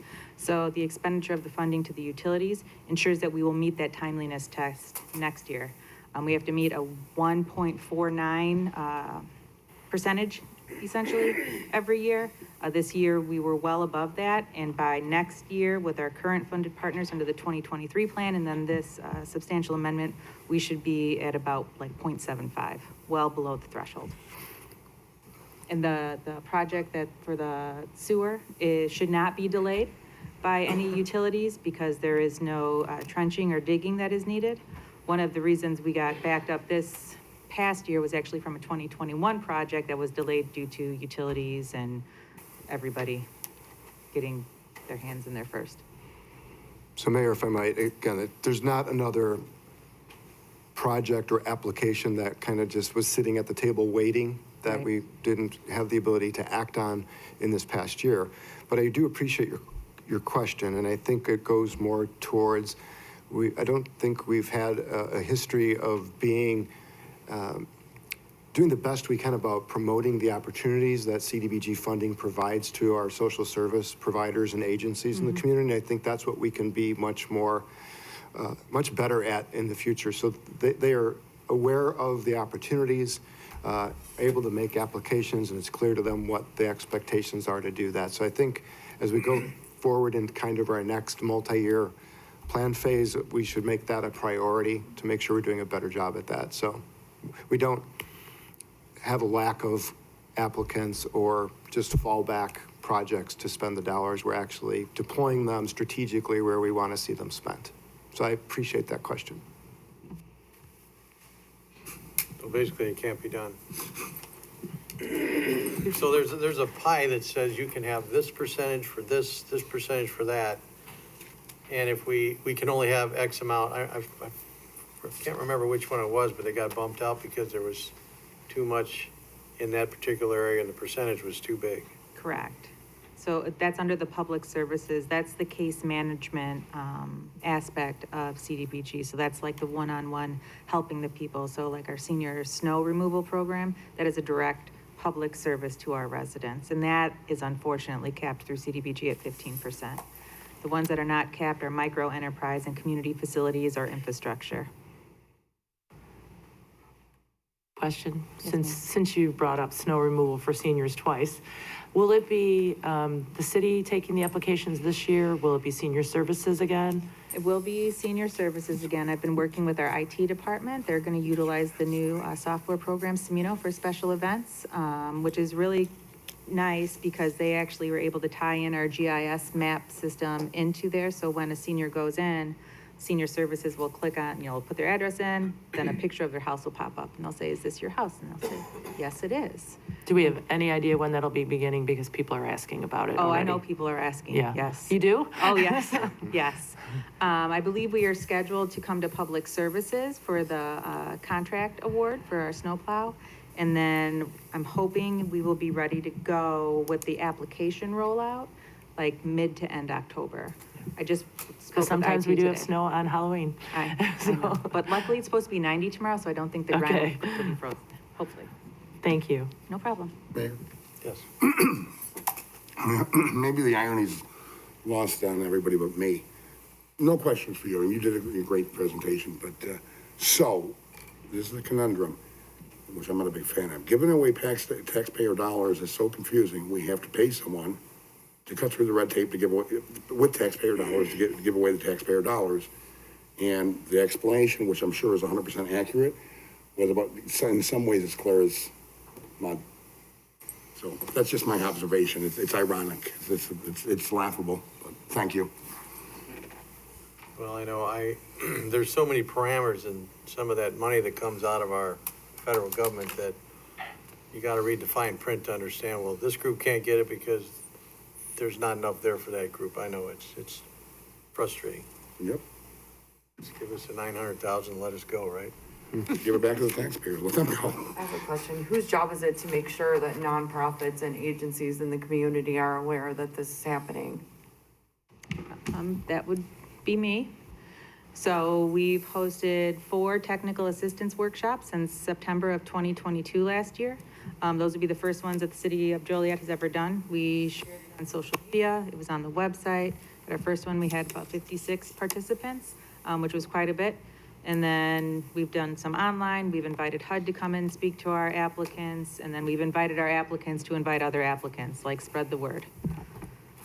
And the applicants are probably gonna be very unlikely to invite other applicants if it's a Since it's a competitive competitive? type grant. But I do have a suggestion, and I think all the district councilmen and women and the at-large would agree that if you need some assistance in that and getting it out so we have a more diversified, plan for this, that we would be happy to reach out to nonprofits, community agencies, community partners to make sure we have a good diversified pool. I'm not in agreement with it going to utilities. I'm not happy with it going to utilities. We have very high gun violence in my district, and there are a lot of agencies and nonprofits that could benefit and have programs specifically for that. So that's all I have to say. Thank you. While I have the microphone and we're talking about inviting applicants, each of the applications that comes through for CDBG does not necessarily need to be within City of Joliet proper. They just have to serve City of Joliet residents and have the data to back that up. Okay? Great, thank you. Moving on then to Council Memo 519-23. This is a resolution approving an amendment to our intergovernmental agreement with the Illinois Department of Transportation regarding the Phase 1 study along Interstate Route 55. Again, this is the study we call the I-55 at Illinois I-59 Access Project, which includes the Olympic Boulevard extension, Jefferson Street improvements, Sile Road improvements, et cetera. Under that study, it was determined 63% of the cost is to be a local share. These additional funds amount to $986,069 that we're being asked to amend in this intergovernmental agreement. Questions? And moving on to Memo 520-23. This is a resolution appropriating motor fuel tax funding for the 2022 roadway arterial surface contract. This is in the amount of $385,636.17. This is an example that Greg gave earlier of where we had additional funds in the contract and we actually added roads. So this is a companion resolution that we have to provide to IDOT. Memo 521-23 is similar, resolution appropriating MFT funding for the 2022 contract E. This is in the amount of $170,179.48. 522-23 is a resolution appropriating motor fuel tax funding for Phase 2 engineering services for the Farrell Road over Spring Creek. No, that is not the correct item, sorry. Something got screwed up there. This is in the amount of $122,475. Sorry, something's misprinted on my agenda here, so. Council Memo 523-23, this is a resolution appropriating motor fuel tax funding for the Stone Street 2023 roadway improvement project. Again, we looked at this item earlier. Again, this resolution is approving the amount in $437,206.63. And then the last item under ordinances and resolutions is Council Memo 524-23. This is a resolution to modify the Joliet Firefighters IAFF Local 44 collective bargaining agreement to create the position of a 40-hour worker. To add this is the community paramedic position that we're adding. And again, we've talked about that position that under fire chief's direction, this community paramedic provides proactive care during regular daytime working hours. We don't have a day shift position in the collective bargaining agreement, so this provides the provisions for that day shift position. This says this is grant funded. Is that just a one-year thing, Rod? That's my recollection. Is that correct, Chief Carey? That there's enough money to fund it through 26? Oh, through 26. Through 26, Mayor. Okay, thank you. May I ask a question? I mean, I read through this. What do you see this person's role being?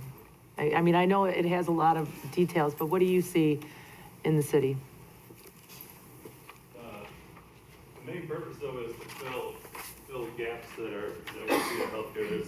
There's 6 different general healthcare items that when people get released from the hospital, they're almost always back in, and it costs the system a ton of money. And as we'll be part of releases from the local hospitals for their psychiatry patients who, when we talk to the lead psychologist at St. Joe's, they go home, they don't take their meds, they don't follow through, and they're back. So it's to stop that. It's Rockford does it, Dallas does it, Chicago does a version of it, and it stops those repeat people because when they go home, they either don't know how to follow through or they don't have anyone to help them out. So you're with them once a week for 4 to 6 weeks till they're stable enough to be on their own. And then it's not a long-term thing. They're kind of in the program for 4 to 6 weeks and then you move to another person. So it's assisting our citizens when they get out of the hospital, and a lot of them can't really help themselves yet, but it makes sure they follow that plan so they can get on their own. That is kind of what my take on it was, but I thought, wow, It's a big, that's very different. Dallas-Fort Worth does it probably the most successful one. They have 12 community paramedics, and in 5 years, they saved Medicaid $800 million by the repeat people going back into the hospital. So it's kind of a new and upcoming thing. It'll probably be a future in healthcare with the shortage of healthcare workers. The paramedics can really bridge that gap to help that situation. How will that work when they're coming out of the hospital? Will the hospital I mean, you said they'll tell you, but how do you say, okay, we're coming over? They'll know our parameters. They will be part of the patient release. Oh, okay. So we'll be there when they're released, and then we'll follow up with them for usually 4 to 6 weeks. Okay, thank you. Thank you. Any other questions? Thanks. Next is public comments. Is there anyone that would like to speak under public comments?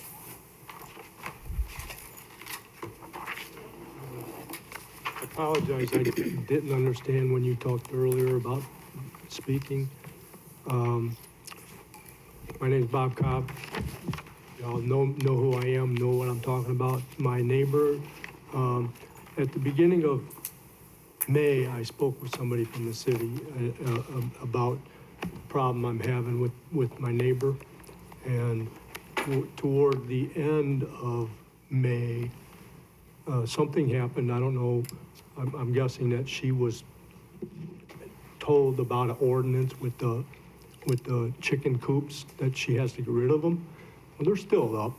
And in the meantime, toward the end of May, or toward the end of June, 2 of our neighbors, specifically her neighbors, because she's on the other side of the street, they were given a letter of non-compliance of an ordinance, and they were given a certain amount of days to comply with the ordinance or face a fine. Well, how can that be when she's not in compliance with the ordinance? I don't understand. I'm trying to get answers, and I just don't. From the get-go, she says I can do whatever I want, and apparently that's the case, because I have issues that are still unresolved, and I just can't see. I talked to the social worker. She tried to get a mediation session with her, myself, and the social worker. The social worker called me last week and said that the lady hasn't complied, hasn't responded to her letter. And I told her, I said, I told you before, she wouldn't do it. She just adamant in thinking that I can do whatever I want. Now, I would challenge each or any one of you to come on out and sit on my deck and see what I have to deal with on a daily basis, see what I have to look at. I asked the social worker if she knew of this lady, this woman, that has a flag of a middle finger flying, and I'm told that's a freedom of speech type thing. I don't understand it. It's offensive. And not only to me, but right on the corner, kids stand by the fire hydrant waiting to catch the bus. All they have to do is turn and look at this flag of a middle finger. So the lady is just adamant in thinking that I can do whatever I want. Well, I need some answers, and I just can't get it. So I challenge anybody to come on over to my house and look and see what I have to deal with. Thank you. How do we follow up on that ordinance requirement that's not being fulfilled? I'll check again, Mayor. We did follow. I know Mr. Cobb was here at the last meeting, and from the report I got, there are no open zoning or neighborhood services violations at the neighboring property, so I'll can check and verify that nothing has changed in that regard. Most of the conversation has been, again, with the social worker at the police department trying to coordinate a mediation between. Well, I was told by 3 different people, not recently, but within a year and a half ago, I was told by 3 different people from the city that she was in violation of the ordinance of the structures. The 3 different people all of them told me, yeah, we're gonna make her get rid of the chickens and tear down the structures. Well, she got rid of the chickens and ducks and roosters, but the structures are still up. She's got the structures with a tarp over it. And if we get a strong wind, the wind takes this tarp, she has it stapled down. The wind takes this tarp and takes it off the staples, and you see, you look in the store, you go to a brand new opening of store, the little sock thing that flies in the wind like that. That's the way it is, and it takes her days to fix that, to restaple it. When we get the next wind, same thing. So just come out and look and see what I have to deal with. We'll revisit it. Thank you.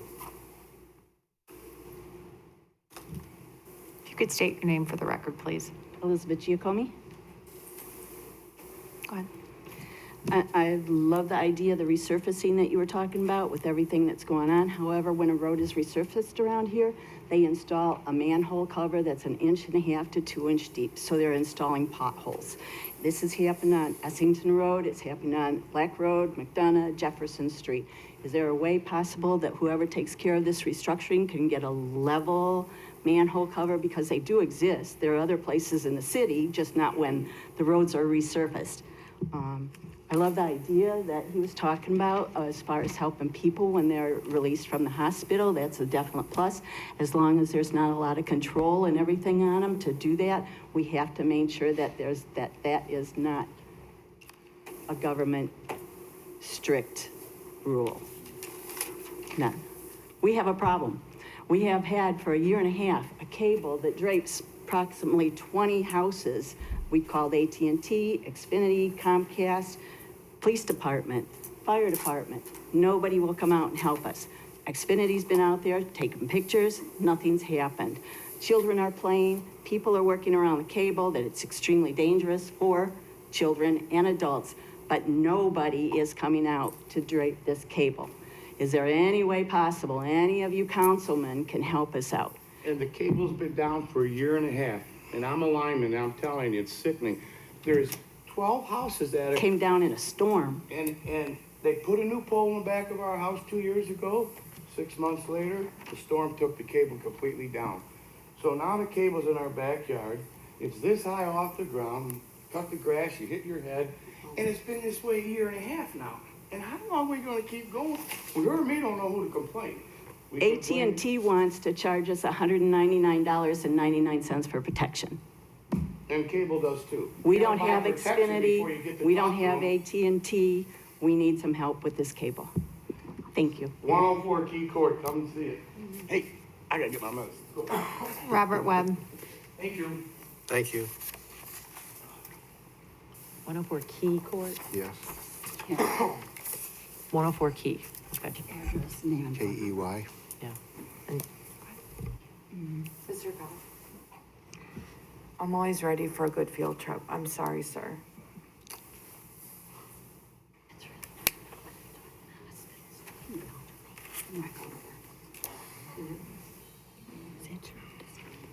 I apologize, sir.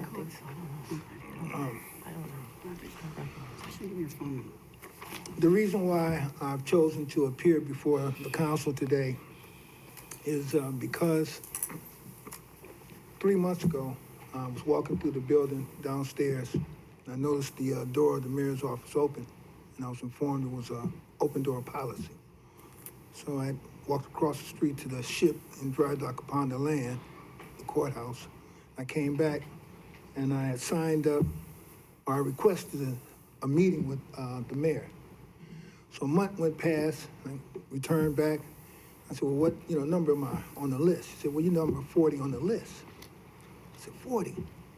So I waited another month, came back. I said, well, where am I on the list? She said, well, you're number 30.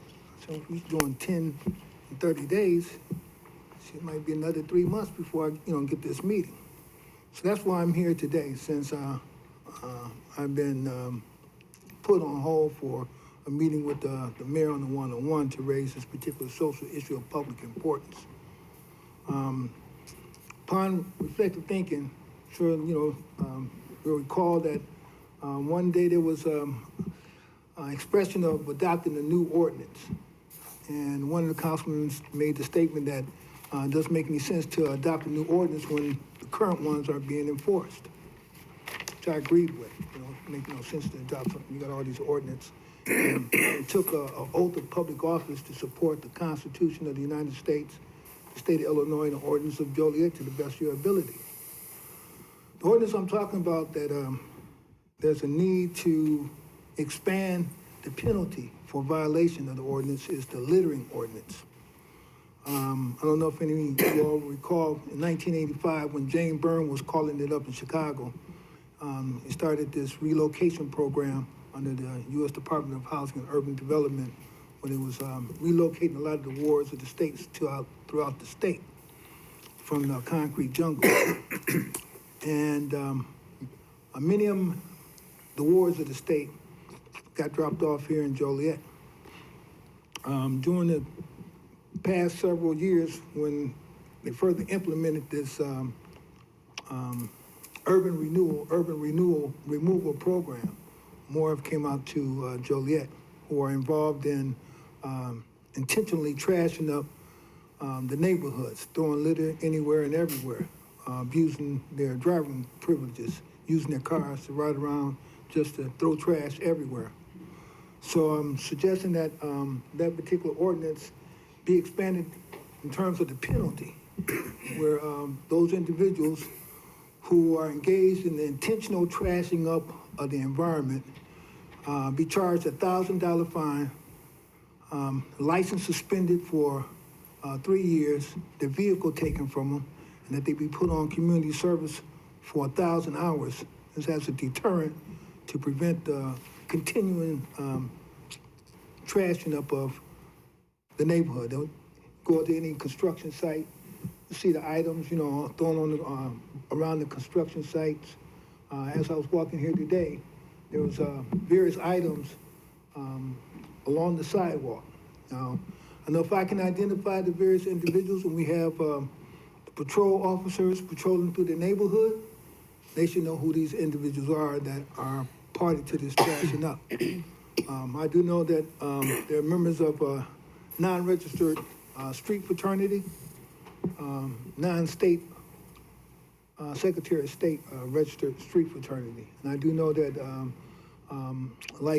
registered not-for-profit organizations, they can be sued for committing certain violations, but there's a need for strict enforcement and expansion of the penalties, because the community service workers who volunteer with my group, the Steering Committee for the Pan-African Alliance and Collective, we go throughout various neighborhoods throughout Will County on a regular basis, cleaning up. And it's discouraging that we clean up a particular neighborhood, we go back and it's trashed up. So the next legislative meeting that's held, I hope that's put on the agenda in terms of, expanding the penalty for violating that particular ordinance, the littering ordinance, to include, my recommendations. That's all I have to say. Thank you. Is there anyone else that would like to speak?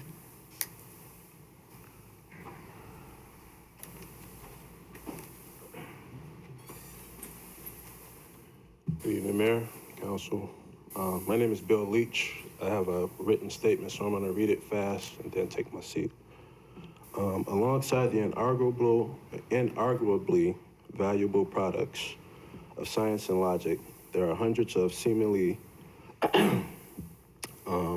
irrational solutions to human problems that are just waiting to be discovered if only we dare to abandon standard, excuse me, naive logic in the search for answers. A not-for-profit or a similar group should be able to seek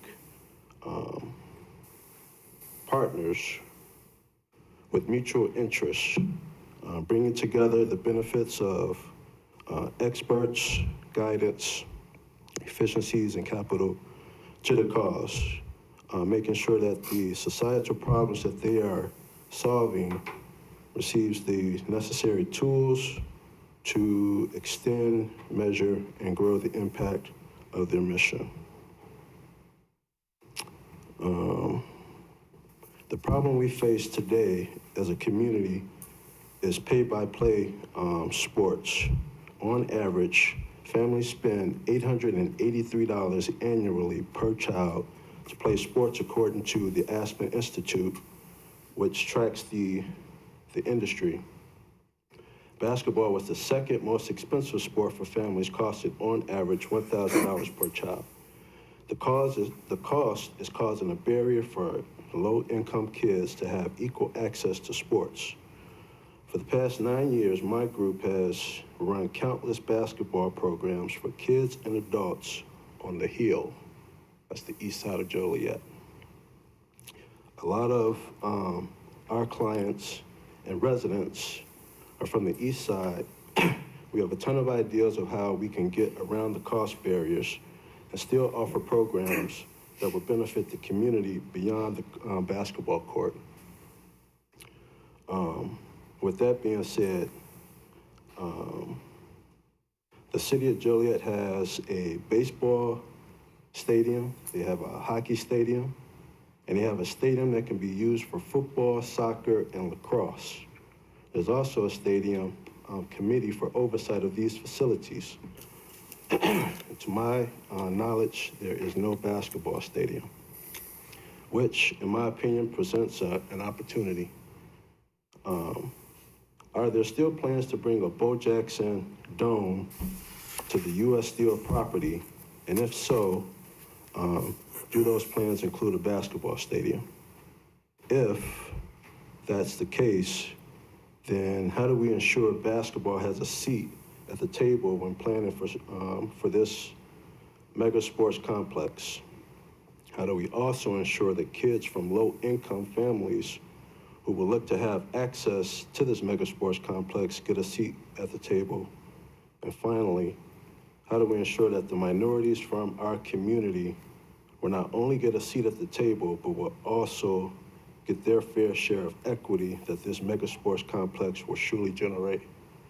In conclusion, with or without a Bo Jackson mega sports complex, if Joliet is serious about becoming a youth sports travel destination, then we already have a lot of the assets in place to make this happen. For basketball, Joliet has 16 grammar schools, 4 junior high schools. They have 2 high schools, 2 colleges, and 2 recreation centers. Would the city of Joliet be willing to partner with other groups that could offer the city programs that will benefit everyone involved? Thank you for your time. Thank you. Anyone else that would like to speak under public comments this evening? Seeing none, there is a request for closed session. Is there a motion to go into closed session to discuss personnel, collective bargaining, land acquisition or conveyance pending or threatened litigation, after which the meeting will be adjourned? So moved. Second. Been motion seconded to approve. Councilman Cardenas? Aye. Councilman Clement? Councilman Guerrero? Aye. Councilman Hug? Aye. Councilwoman Navarra? Aye. Councilman Mudrin? Aye. Councilwoman Coleman? Aye. Councilwoman Reardon? Aye. Mayor Darcy? Aye. Motion carried. It'll be really quick. Okay.